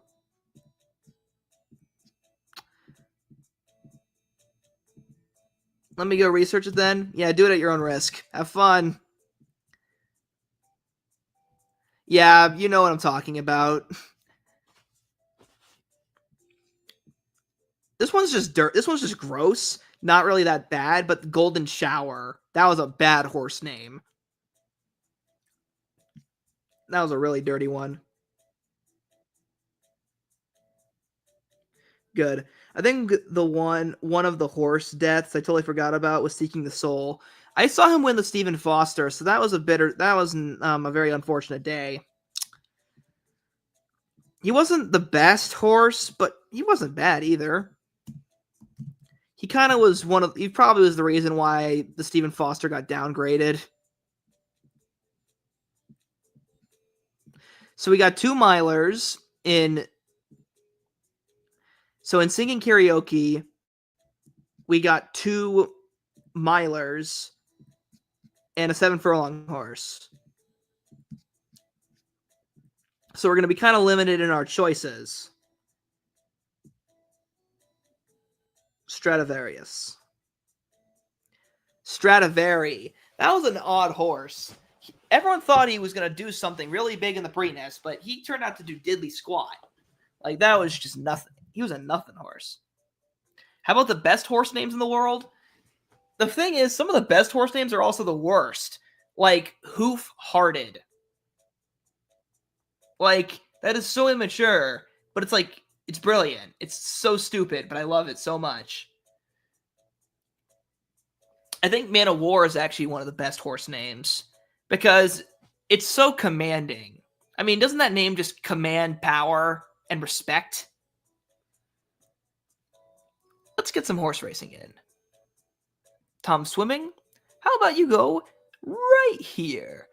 And let's get the show on the road. And we're off and racing. By the way, I've been spreading news Saturday. If you hit anything on Arkansas Derby Day or Florida Derby Day, Saturday race 4 at the Meadowlands, throw a few dollars in the pool. All proceeds from that race go to Hunter Myers' family. If I had a betting account, I totally would. For anyone who does like bet horse races, bet the 4th in the Meadowlands. In honor of Hunter Myers, a harness driver who very sadly passed away last week in a harness-related accident. The way that people have united over such a tragedy is noble. I just wish it didn't take the death of a great up-and-coming driver to do it.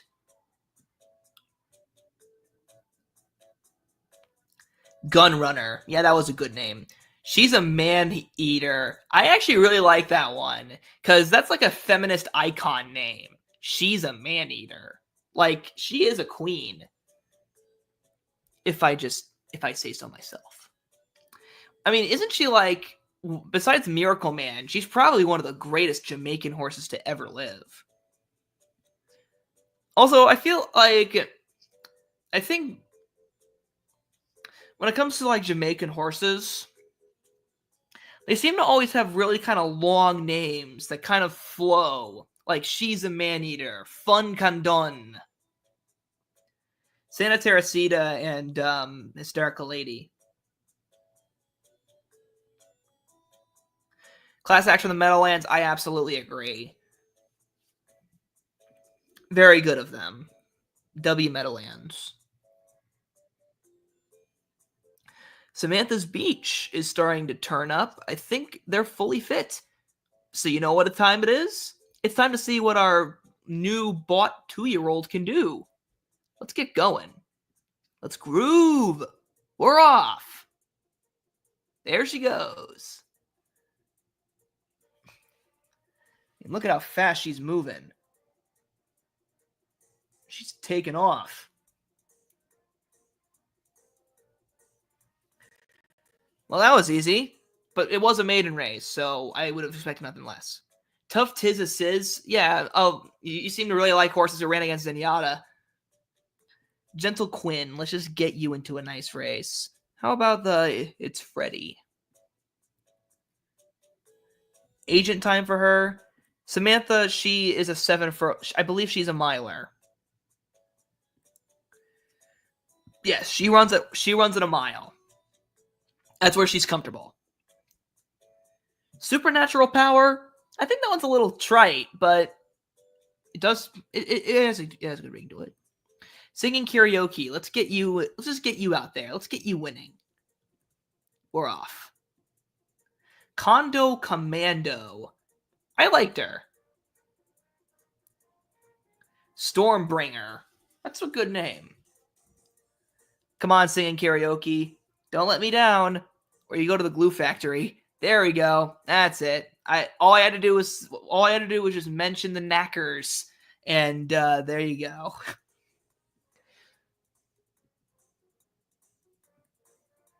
And now time for the It's Freddy. Well, Quinn's out in front. There you go. Break their maiden by 20 lengths. That is pretty good.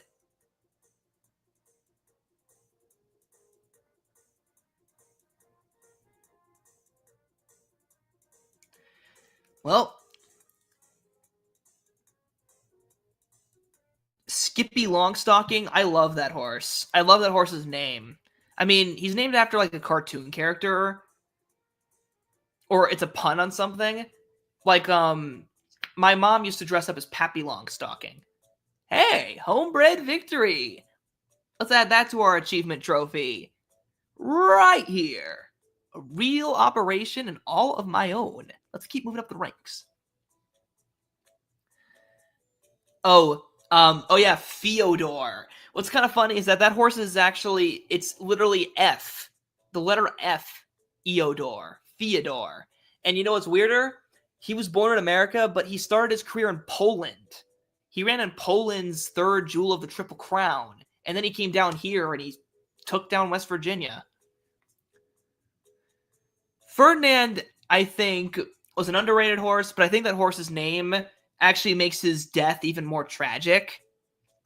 Because Ferdinand in the story faces off against a matador, which is Spanish for butcher. But Ferdinand doesn't get to eat roses. Deep Impact. I keep on thinking of the movie. Fyodor, I believe, owns the record for the longest winning margin on a flat surface in the United States. Not if you count Puerto Rico. There was a horse who won by 97 lengths in Puerto Rico. But, I mean, it's Puerto Rico. Let me tell you, there was a 1.25 mile race at Puerto Rico, and that horse won by 97 lengths. It was a pathetic race. 3 horses, and even the winner could barely run like 2 minutes, 7 seconds. Slow Down Andy. He's kind of catchy. Yeah, I like that one. Chasing Tomorrow's Dreams. Let's just get you up and running, shall we? Let's see what you got. Win, win, win. Yeah, he was kind of silly. I sent that to my friend and said, oh my god, look at the time those other horses got eaten after that race. Oh, the Puerto Rico race. Oh yeah, that was that was bad. Cyber Knight is cool when you realize that it's named after like a cancer treatment that someone went through, and that person is still up and kicking. That's the cool part. Obviously, not the cool part's obviously not that the cancer. That sucks.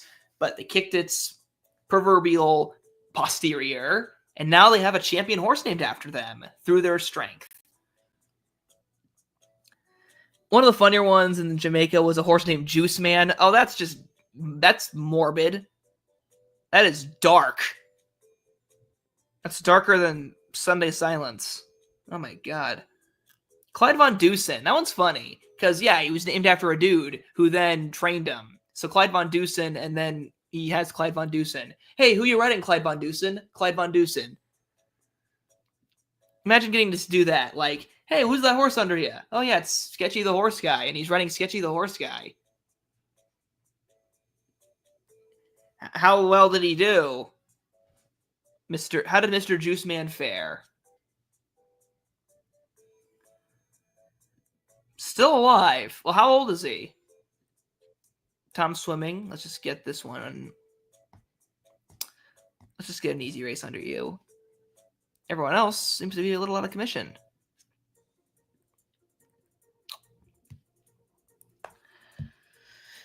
It seems as though that with the amount of horses that we do have, we're going to have to kind of go steady. He won major stakes in Trinidad. That's interesting. That's not the first time I've heard a horse from Jamaica stealing Trinidad's races, because, probably one of your best horses was Bruce on the Loose.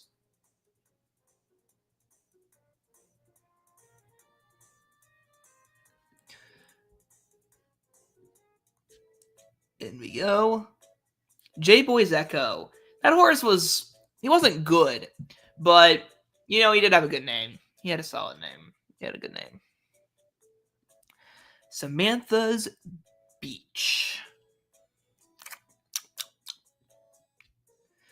Bruce on the Loose was a catchy name. It's just a shame that he died so young.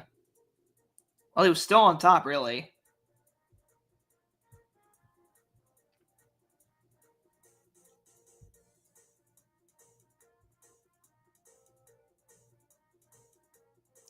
Well, look at them go. Just boom. I can't seem to find the horse you're referring to in the Preakness Stakes. Maybe I'm missing something. Oh well. You know what? Maybe it's better that you don't know. That was a long time ago.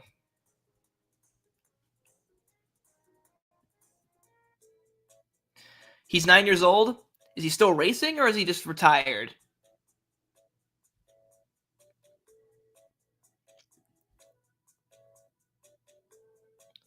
The Midsummer Classic and the Trinidad Derby.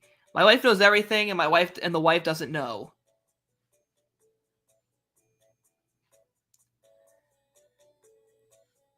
There was a horse named Nosy Ripples. That is, that's pretty common. That's classic territory for a horse racing name. Maybe not actually a good one, but a name. That is a name for sure. All right, singing karaoke. Let's see if you got up. I think singing karaoke is only getting better. Or maybe I just need to threaten that horse again. Let's see if through the power of love he can win. Nope. Hatred and violence is the only way to get that horse to run.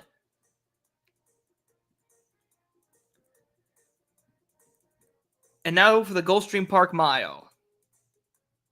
Well, this one isn't going to go well.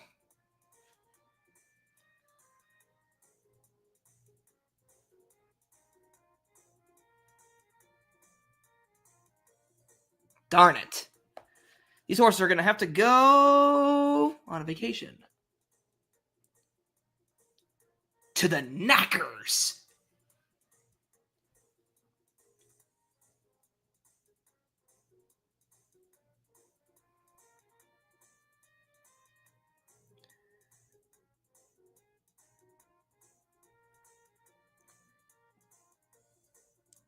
Wait a minute. What does the animal farm call the glue factory?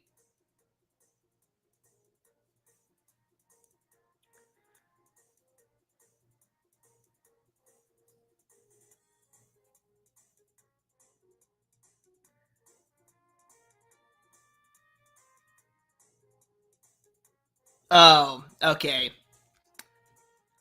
Rated R Superstar. Yeah, especially for those who love the like wrestling.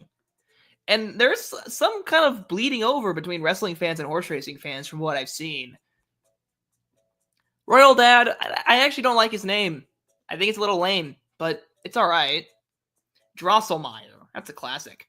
I can't decide between Sandman and Coal Battle for the Arkansas. It's odd to me that Cornucopian is such high odds, considering he's only won at 6 furlongs and hasn't even gone 2 turns. Well, that's just Bob Baffert for you. People think that he can just steal these races.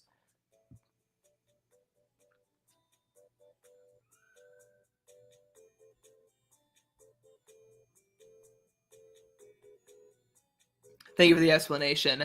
My memoirs are Montreal Mati. Edge WWE. It's so crazy. It's kind of interesting.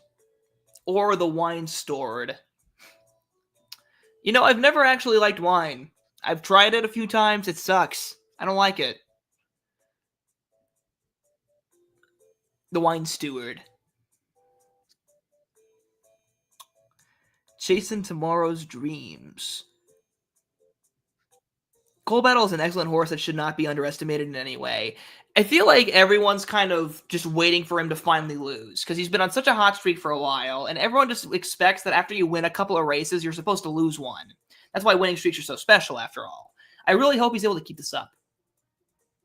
What was the reason behind the name Warfront? Probably some historical joke. Or not a historical joke, a reference. We got an admission of Sketchy as once drinking alcohol. Like a sip. Wine does suck, don't drink that garbage. Hey, look, at least we can agree on something. I don't get what the French like about it. Mark my word. Oh yeah, he's a good horse. It's cool. Is that the name of a horse? Oh. Right. I can't remember the name exactly, but it was a filly named something about Uncle, and I was immediately cringing and hating it. Something about Uncle sounds like a recipe for disaster. Or maybe it's a reference to the movie There's Something About Mary?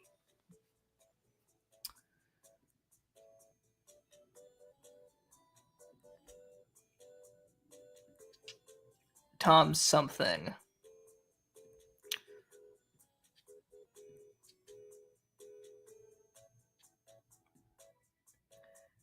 Wait, how the heck did you do that? And where? And okay, and what did you do? What did you pick? Like, how did you pick that name? Or like suggest it? Sandman, I think if he can just get a clear trip, he can really do some damage. He's just kind of a little unlucky, but I think he can do something good.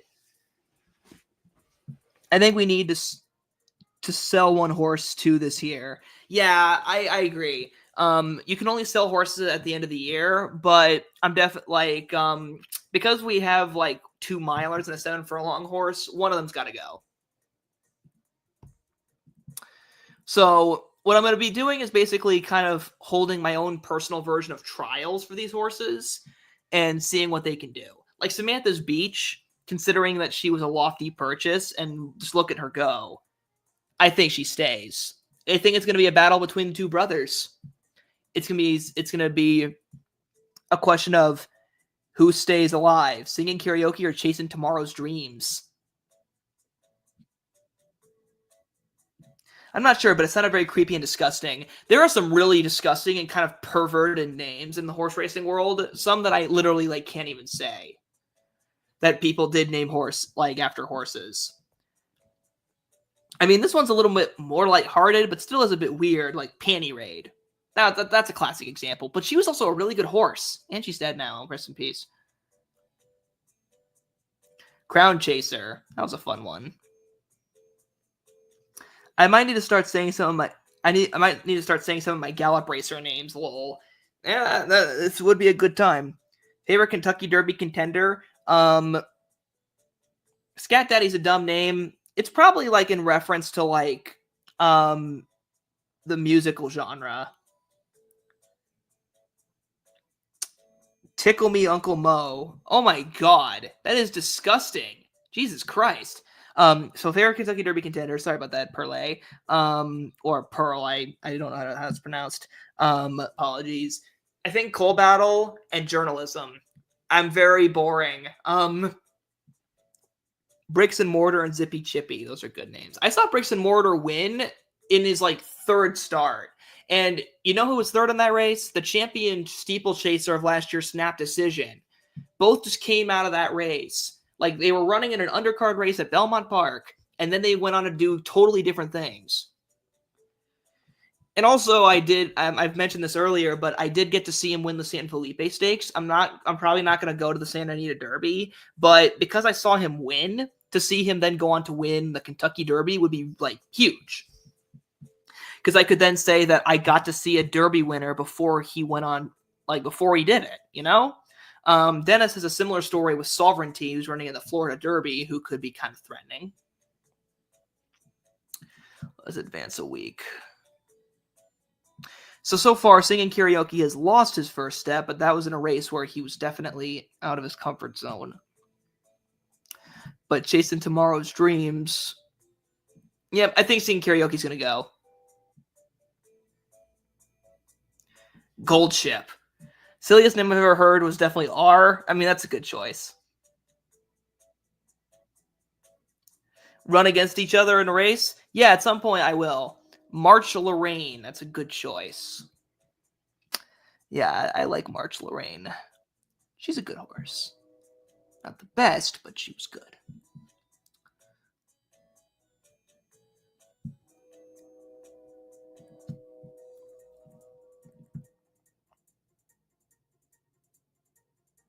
Well, I'm going to lose.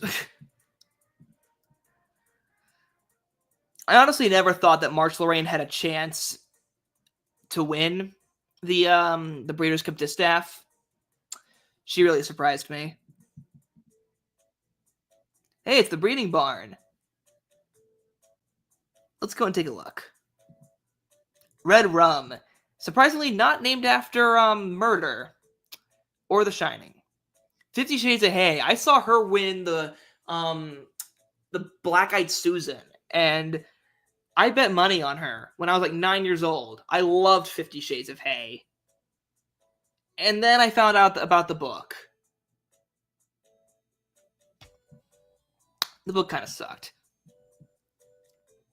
Tiger Roll, that horse angers me because he lost his last race. Everything else was so perfect, but gosh dang it. How could we forget about Biko? Who's Biko? Or are you talking about Wilco?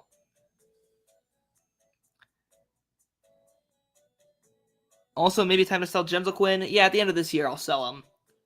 I was an exercise rider for Dunbar Road. I have her exercise saddlecloth for the Breeders' Cup. You have everything. What are you going to tell me next? That you also fought for the Mighty Morphin Power Rangers?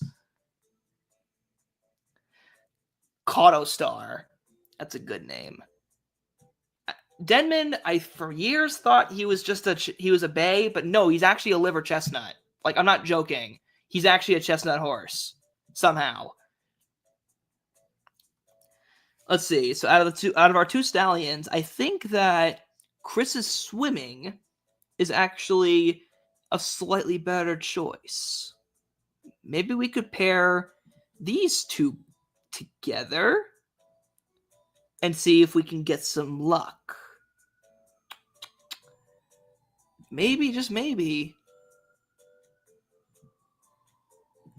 And then we can breed Chris's Swimming to a broodmare. Desert Orchid and Desi. Bayakoa. I don't even know. I fought for the Power Rangers. Of course you did. Are you a fan of Landalucy? I understand why people love her. She just kind of just breaks my heart too much. It like hurts too much to like her, for me at least. I can understand why people really love horses, even with like tragic ends. But she destroys me. She breaks my heart into a million pieces. Pine Bluff. He was a good horse. Reminds me also of the Pamplemousse. Another horse with a P who got injured too early. Okay, what's a good horse to complement our boy? Oh, Reed is Dreamin'. That could be a perfect place. Get a kind of middle... Oh, wait a minute. This is kind of good. A very sound, very fast horse. Tina's Singing. I like the look of that. Then there's...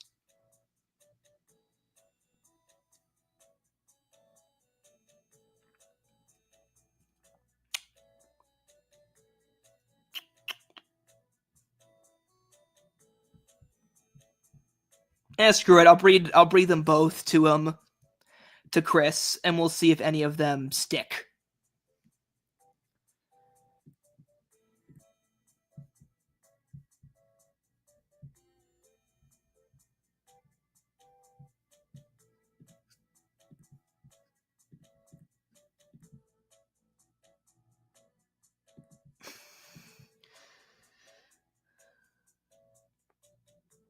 Hey, Sketchy, you're going to have to come back to the Derby Museum. It's getting a movie update soon. Are you talking about, like, the Run for the Roses, like, cinema thing?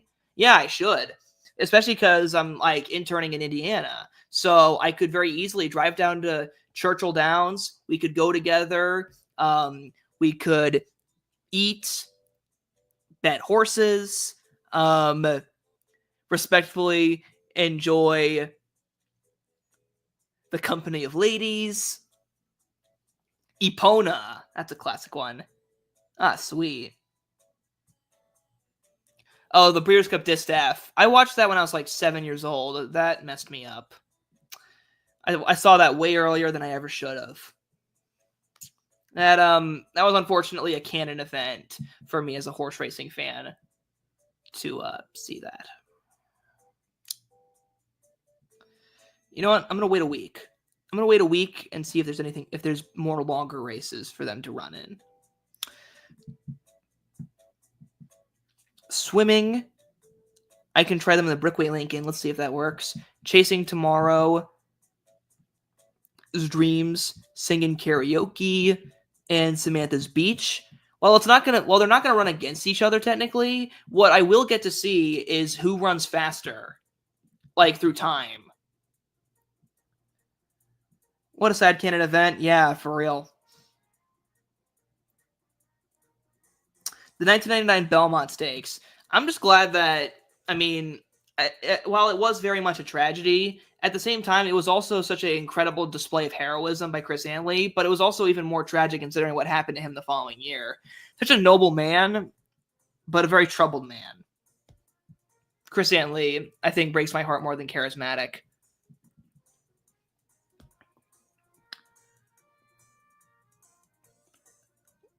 All right, let's see what you got, Karaoke. This is your chance to redeem yourself. This is it, kid.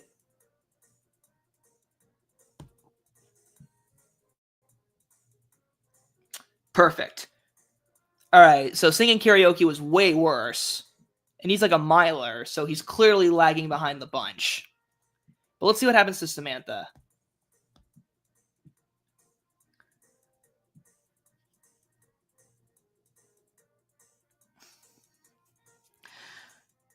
For me, was Prairie Bayou. Prairie Bayou, yeah, he doesn't get talked about enough. Actually, that entire Triple Crown was just marred with tragedy. Because a Lucas horse broke down in the Preakness Stakes, and then Prairie Bayou, unfortunately, broke down. So that was probably... I think that, like, out of all the... out of the Triple Crowns in recent years, I think the 93 Triple Crown is the worst. Just because of that. That and the 2023 Triple Crown. What is it with threes? That seems to be unlucky. Yep, he's going bye-bye. Yeah, Union City. That was Union City. Yeah, the 08 Derby and the 06 Preakness, especially because it was right at the start of the internet. Yes, it was right at the start of the internet, so you saw it everywhere. I mean, I saw it as a very young kid, just learning about horse racing. So that was another part of that sort of canon event of being a young racing fan, just getting into like YouTube and the internet. George Wolf, yeah, George Wolf was a I mean, it was amazing what he did because he was actually very heavy for a jockey at just 115 pounds. But despite riding less frequently, he won so many races. Oh my God, a new track record. Let's see, so you wanted to do a podcast about horses that have passed away? I wouldn't mind being a part of it. Like, if anyone has like podcasts or shows that you're doing and you want guests, I'm more than happy to come on to your show. Like, don't think that I'm like, yeah, you're right. Yeah, it is a very sad podcast. Like, there's got to be some silver lining. Like, I don't want this to be like a true crime, like, girlies podcast. Like, all right, guys, here's the tea. Here's a horse who died. Like, that sounds really depressing. But it could work. It could work, but man, that's gonna be a Debbie Downer. So let's see what we got. Karaoke is definitely going away. Samantha Beach, it's pretty darn fast. And Chasing Tomorrow's Dreams is kind of down the middle. Horse racing in general, okay. Yeah, like if you have like, I'd love to do that. Okay, yes. Whoops. Yeah, like I'd love to do that. I'd love to be a part of something like that. I always want to try and help out other horse racing content creators in any way I can.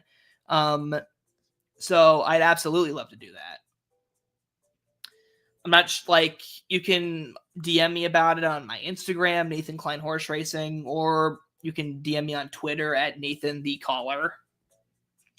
I respond to those very frequently. You've been up since 4:15 a.m. You really are a horse racing person. El Codigo, the code. I mean, that's never sounded cooler, in my personal opinion. El Codigo, I actually don't think he is. I think maybe, but he was a total failure in Saudi.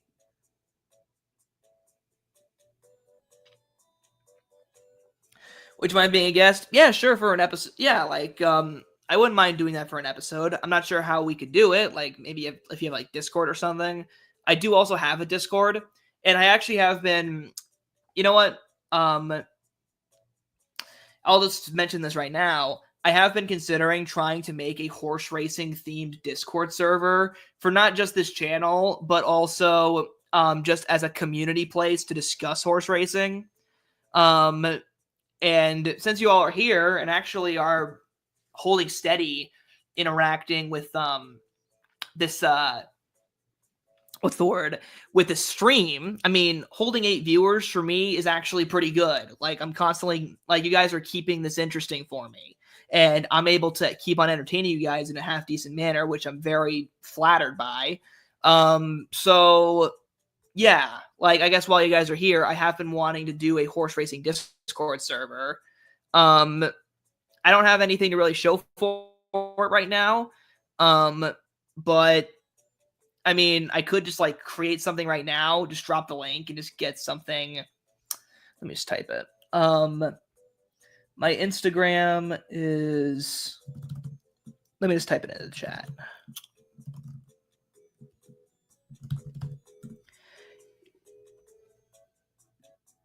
There you go. Okay, there's my Instagram.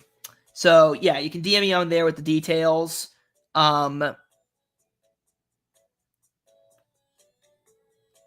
Gartic Phone Horse Racing. The only problem is, it would be so easy for that to turn un-PG. But actually, no, if it was private on a Discord server and it was just us, actually, yeah, you're right. That would be fun. What did you think of Sierra Leone's performance last week in the New Orleans? I was disappointed, but at the same time, the more I thought about it, the less it stung. Like, the less it hurt. I was happy for Touch Upon a Star to win. But also I very kind of quickly realized that, you know what, it's his first race off a layoff and an injury, and Sierra Leone has never even been that consistent. Well, he's been, I guess, consistent. He's never been good at winning. He's never been good at winning consistently. He's in the money a lot, but he's never been good at winning consistently. So I think that's something legitimate. So I'm willing to forgive him for it. I don't think so. I actually don't think so. I think that if Fierceness had ran better in the Kentucky Derby, then I would have said yes. But he and Sierra Leone are even split.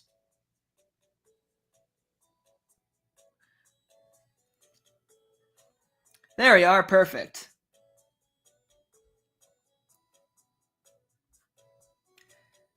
Oh, would you look at that? 2 new followers. A new follower. You know what? Yeah, screw it. So right now, I'm just going to quickly just like... I'm just going to... see. There's all these things.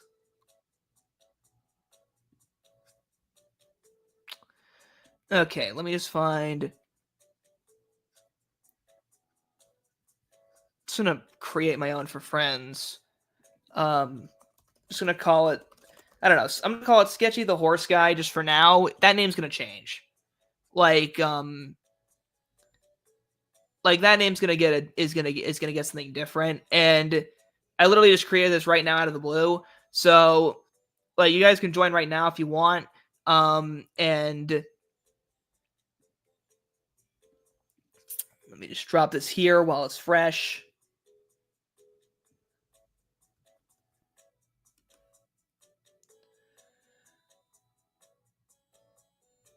All right. So, if you guys want to hop in there, and let me just accept some friend requests.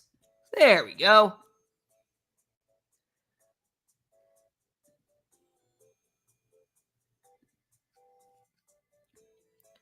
And then I'll just quickly create like... But my honest opinion is that it really irked me that Sierra Leone hadn't won the entire summer. Then he wins the Classic and gets champion 3-year-old. I guess you're right. But it was also kind of a diverse field.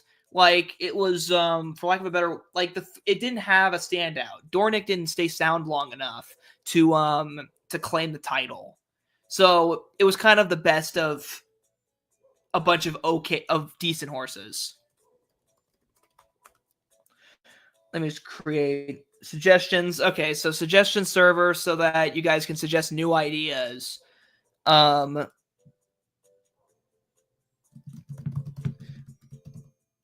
me just add a Kentucky Derby channel just so that we can just discuss the Triple Crown. That might change.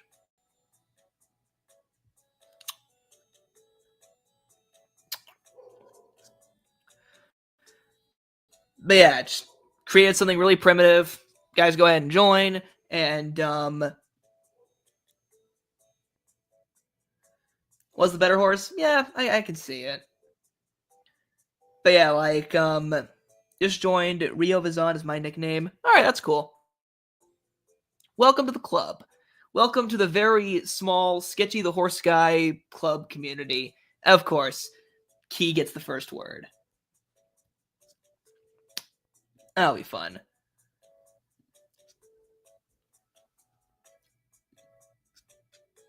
I tried to join, but it didn't let me. How come that happened? That's weird, because, like, it worked for everybody else.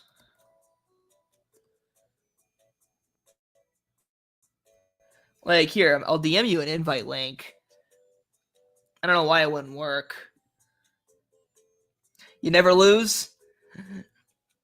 Fierceness really matured, however, and he really showed his talent in the summer. Yeah, I was expecting him to kind of just piddle out, but he didn't. Chasing Tomorrow's Dreams. Let's just get you a nice race. And Gentle Quinn can just run on the Run Hard stakes. Let's get moving.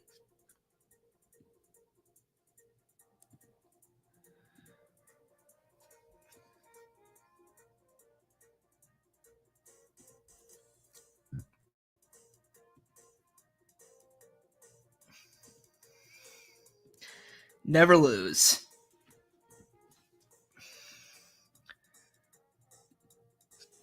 All right, Chasing Tomorrow's Dreams gets another easy win, and now Gentle Quinn runs away.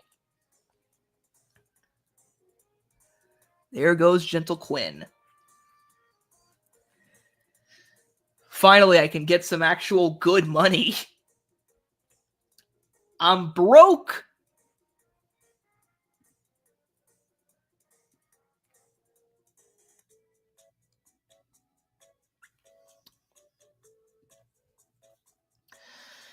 Tom can run in the Midlick Sprint. That sounds kind of weird.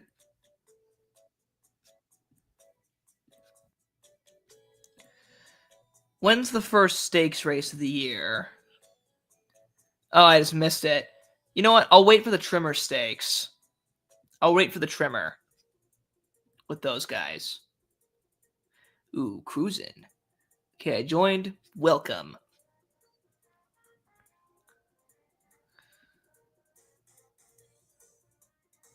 And they're off in the Sketchy the Horse guy.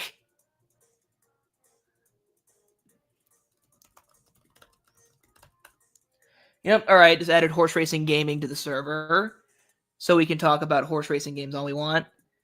Wait, do the Bashford Manor instead of the Tremors? Right, yeah, the Bashford Mission. The Bashful Mission. That is a race. And a half. In that case, I'll use singing karaoke for that stakes race. As we just continue speeding along.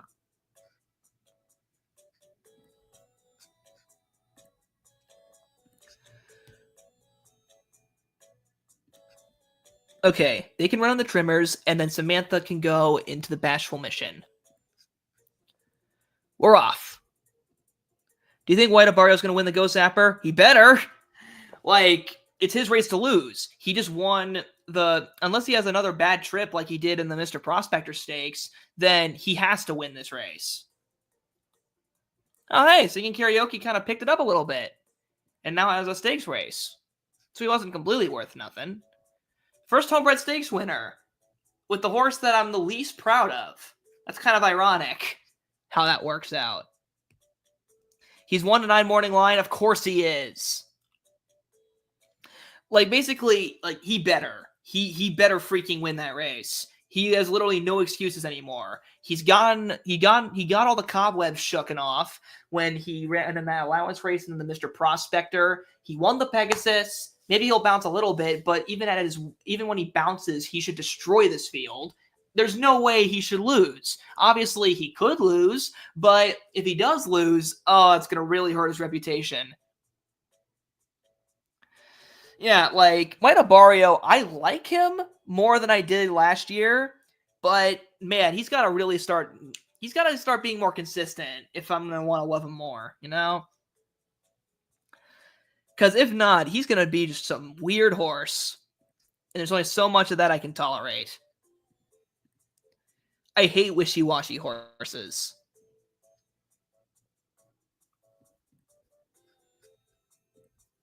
All right, next week, the mission.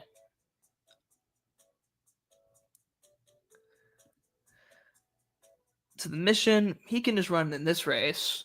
Tom Swimming can try the Big Field. Chasing Tomorrow's Dreams, the Bashful Mission. And you know what? Let's just run these two together. Let's just see what they got. We're off. The thing about White Abario is that he needs easy races from time to time, or else he loses his confidence. Yeah, he's such a moody little dude. Well, he's not little. Right? He's not exactly little, but he's moody. That's for sure. Gentle Quinn breezes on home. Good job, Quinn. All right, big field time.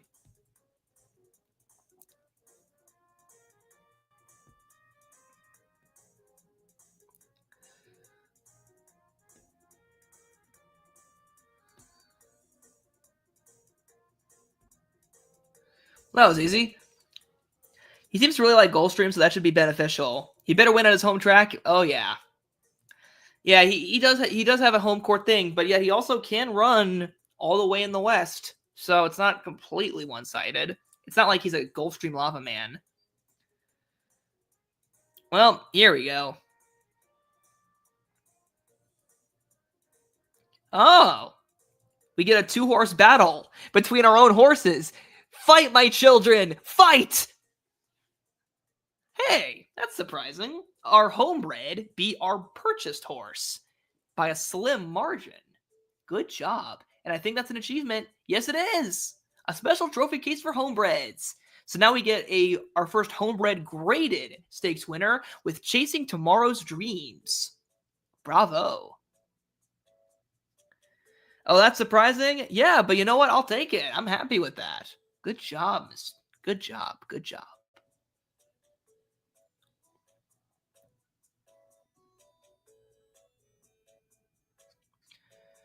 Okay. Now, let's keep grooving. What's next? I think the Saudi Cup really messed White Abario up. Yeah, that they shouldn't have done it. It sent him back really far. If he had stayed here and ran in the Ghost Zapper, or ran in the Ghost Zapper, then I think he would have been a lot better for it.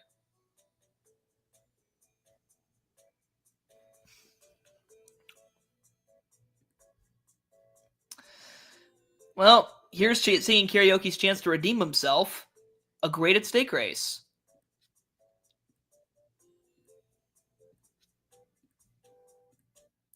The Kentucky Derby had a similar impact on him in 2022. Yeah, that sent him back quite a few ways.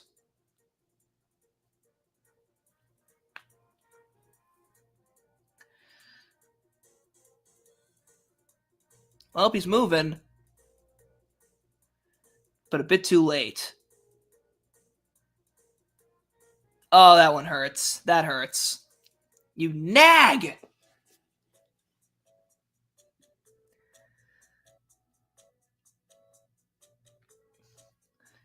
Yeah, after certain big races, he just kind of he kind of needs to be coddled a bit, if I'm being honest, to do his best work.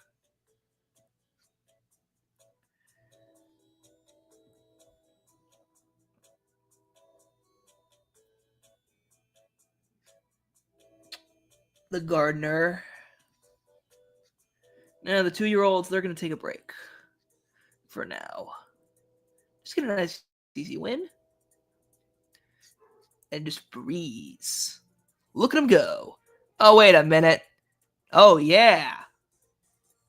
That's more like it.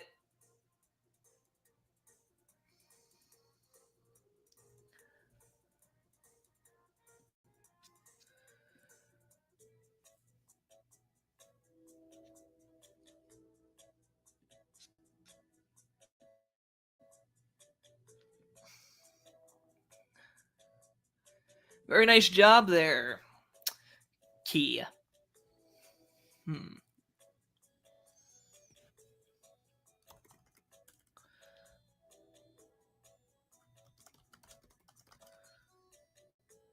Here we go, channel updates. All right, I'll add that. I'm adding that just so that people who want to get the latest scoop on videos and work development progress can get that for us. What's the funny thing about that win?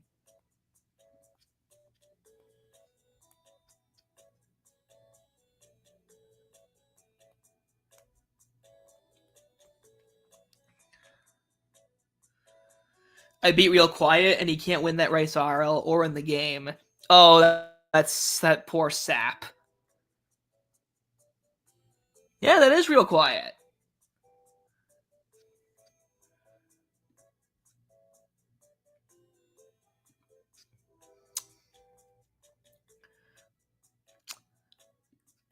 Tom's swimming.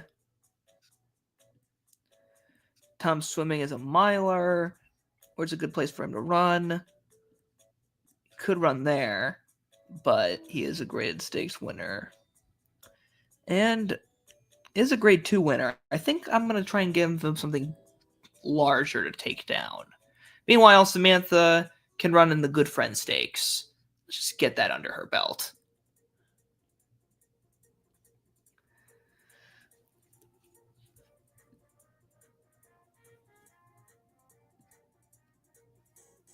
Miles 16th for Tom. I'm gonna wait for a bigger race because I think that he can win another grade 2, and I want to add that because he already won a grade 2 as a 2-year-old. I want to get him another one as a 3-year-old.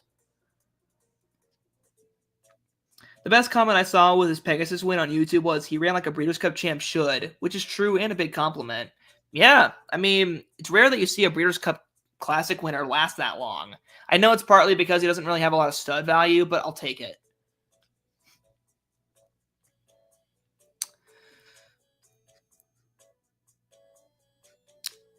If I really wanted to really go to the wall here. Here we are, the Mr. Irish. That's a good place. The Shadowbrook Special for chasing down tomorrow's dreams. And they can run on the tire marks. Let's see what we got. Hey, Singing Karaoke broke pretty well despite being in a very disadvantageous race.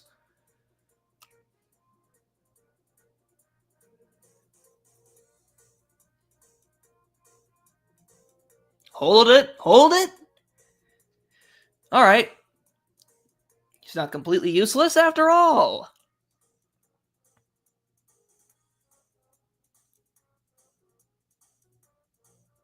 Come on, chasing tomorrow's dreams. Come on. Come on. Come on. Pick it up. Pick it up. Pick it up. Pick it up. Pick it up. Pick it up. Pick it up already. Oh, darn you. Oh, come on, Daring Joe. Why'd you have to do that? You monster. That was today. Today.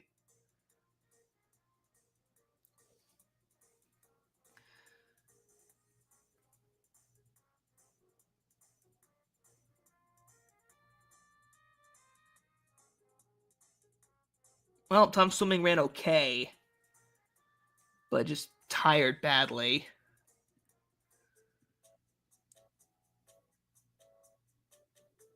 That is also true about Mystic Dan. He's one of the few Derby horses I've actually had the pleasure of seeing. Looking at Lucky, I like that name.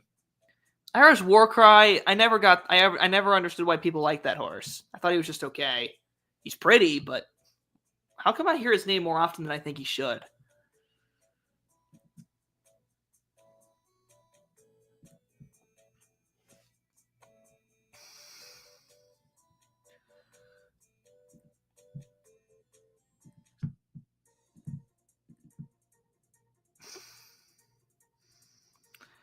Gentle Quinn. Doesn't look like he has it. Oh, wait. I recant my statement. He does. Yeah, baby. Yeah, this year's kind of slow.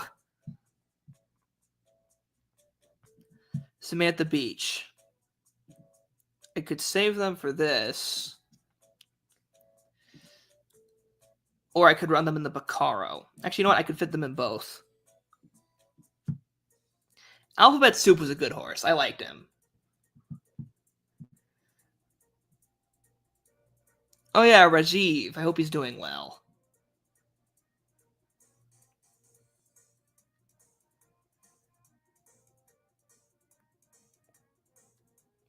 This year's an up and down. No stars that always win, but nothing horrible. Yeah, but I think that it's necessary as we get en route to some of the really good horses.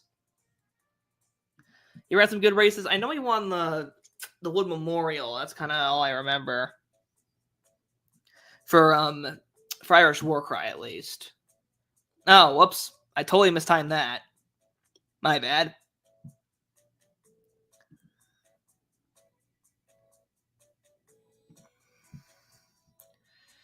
Tom Swimming can go there. Chasing tomorrow's... No, none of the 2-year-olds are running.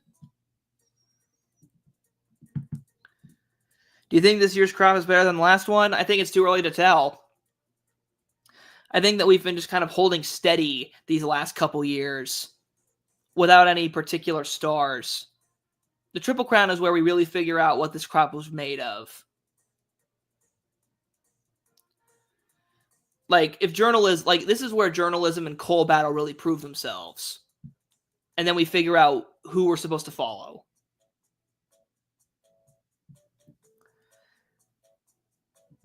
But it could be good. It could be. Singing karaoke. Let's throw him into the deep end.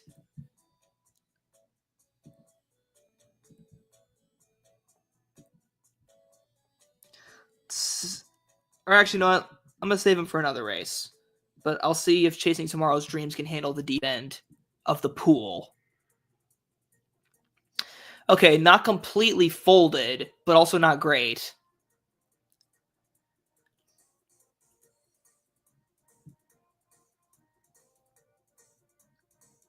Oh, Good Cheer? Yeah, I'm really excited to see what she does. I mean, she's undefeated in 6 races. If she keeps this up, she could really become one of the greats. If she just holds it up. You know, what, like Songbird. She could be like Songbird.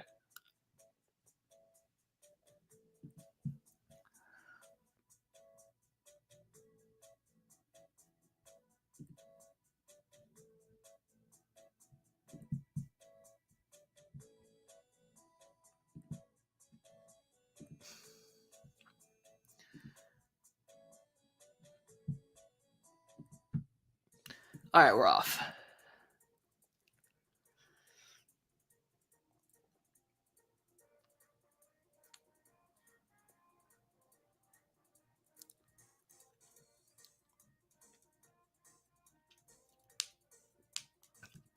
I mean, yeah, if she stays that good, maybe she could have won the Derby, but we'll never know.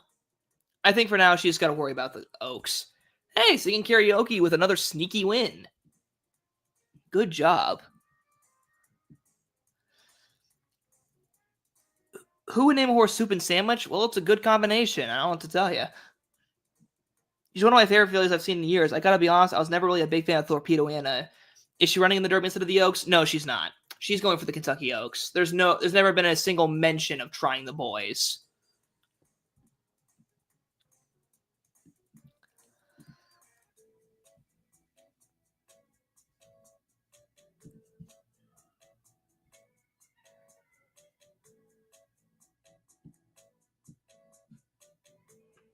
Campbell Soup owned that horse? Someone's screaming in my dormitory or my apartment. They're excited for I don't know what. Cool. Anyways, horse racing. That's way more important.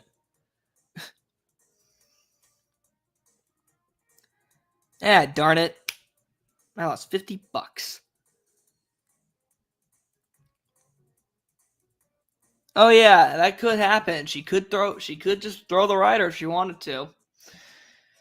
I think she has the longest winning streak of any horse into the Kentucky Oaks in a while. At least if she stays healthy, she would.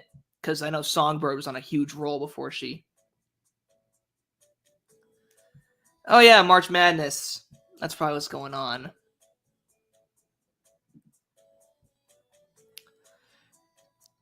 I'm really towing the line of $4 million here, man.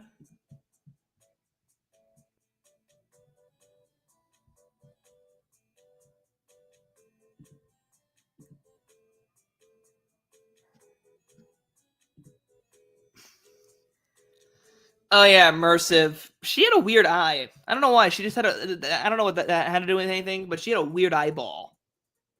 Like she had a glassy eye when I saw her race in the Breeders' Cup.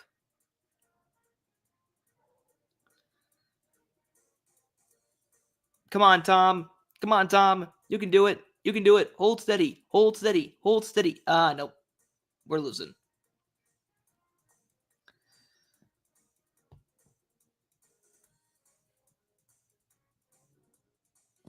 That could be interesting if they do race against each other. Yeah, he kind of did. He had a weird face. Dornick.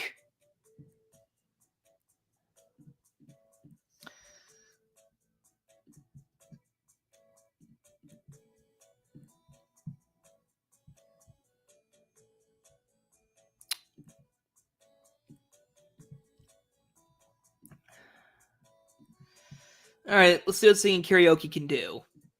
Let's try the Nestor.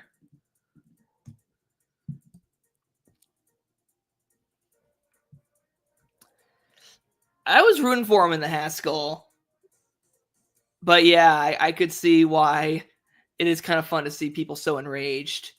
They all wanted Mindframe to win so bad. Oh, come on, Karaoke. You mule! Darn you. Yeah, I'm selling him.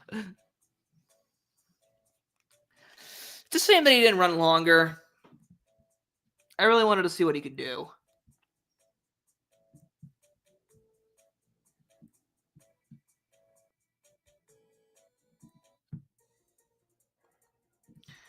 I think they are, yeah. So what Brad Cox basically has a vice grip on the Philly division at the moment.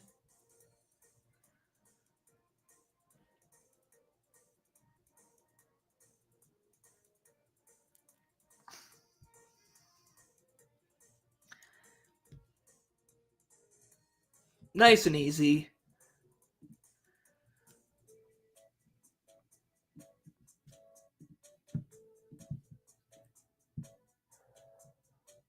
If he won the Classic, he absolutely would have.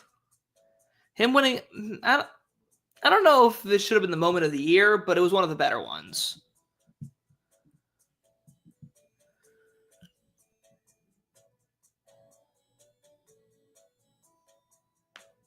Yeah, I think it is the longest. Mile and 3/4.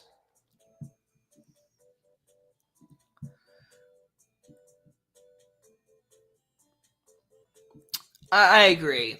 It's just a shame we'll never see how that could have materialized.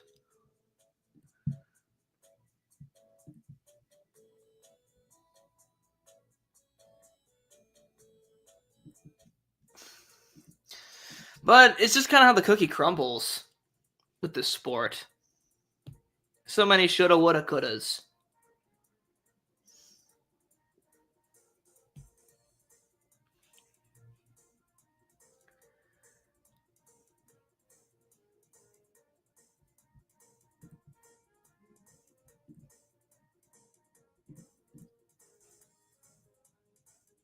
He has a turf hoof. That'd be interesting to see what happens to him when he gets bred.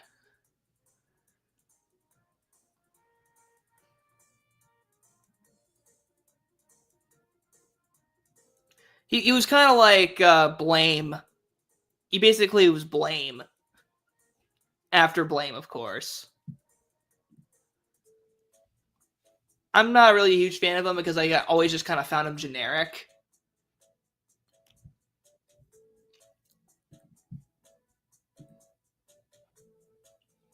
Yeah, I like to see him back. I'm always happy to see talent return.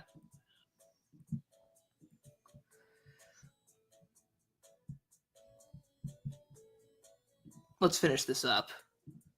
Then I'm going to hop off the stream, see if I can find time to go to the gym like I wanted to, and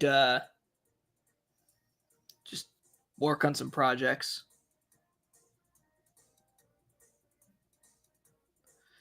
Are we selling all of them?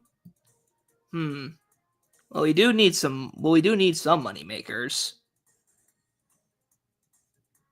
But yeah, probably.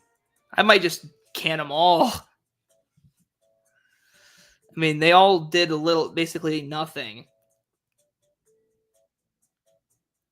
Yeah, I don't look it. I just try getting an hour in every day or like 5 times a week just to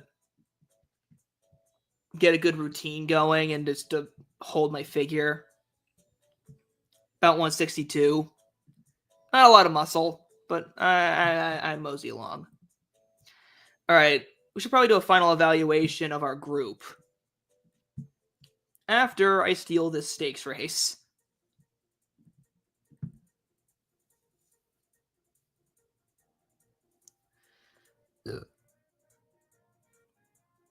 There we go, nice and easy.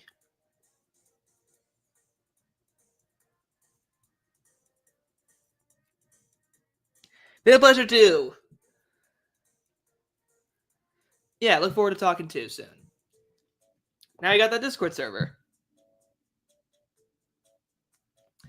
Well, yeah, horse racing is constant exercise. Unless you're a bettor, then it's constantly destroying your exercise.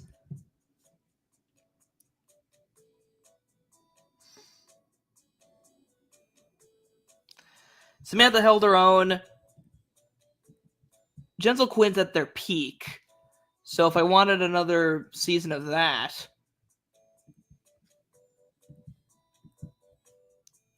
Dom Swimming is approaching their prime, and they're almost grade 2 caliber.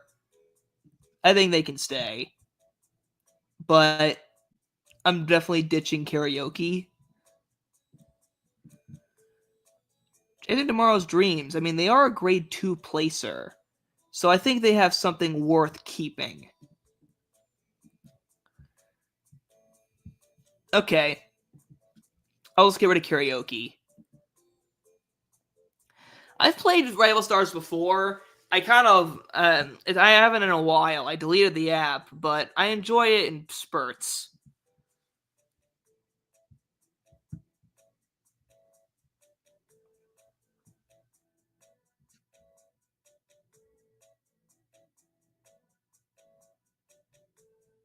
Let's see what happens when we sell him.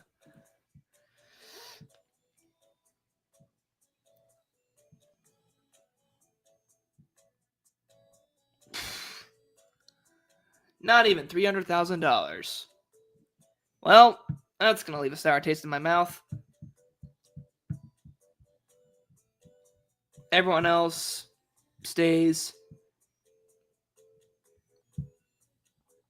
Now we get these horses.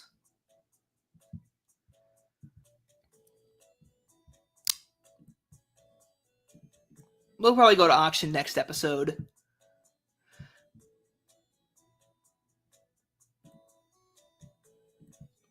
Ryan's chasing. I like how this game has no idea how to give horses names that remotely relate to their gender, and it's just kind of random.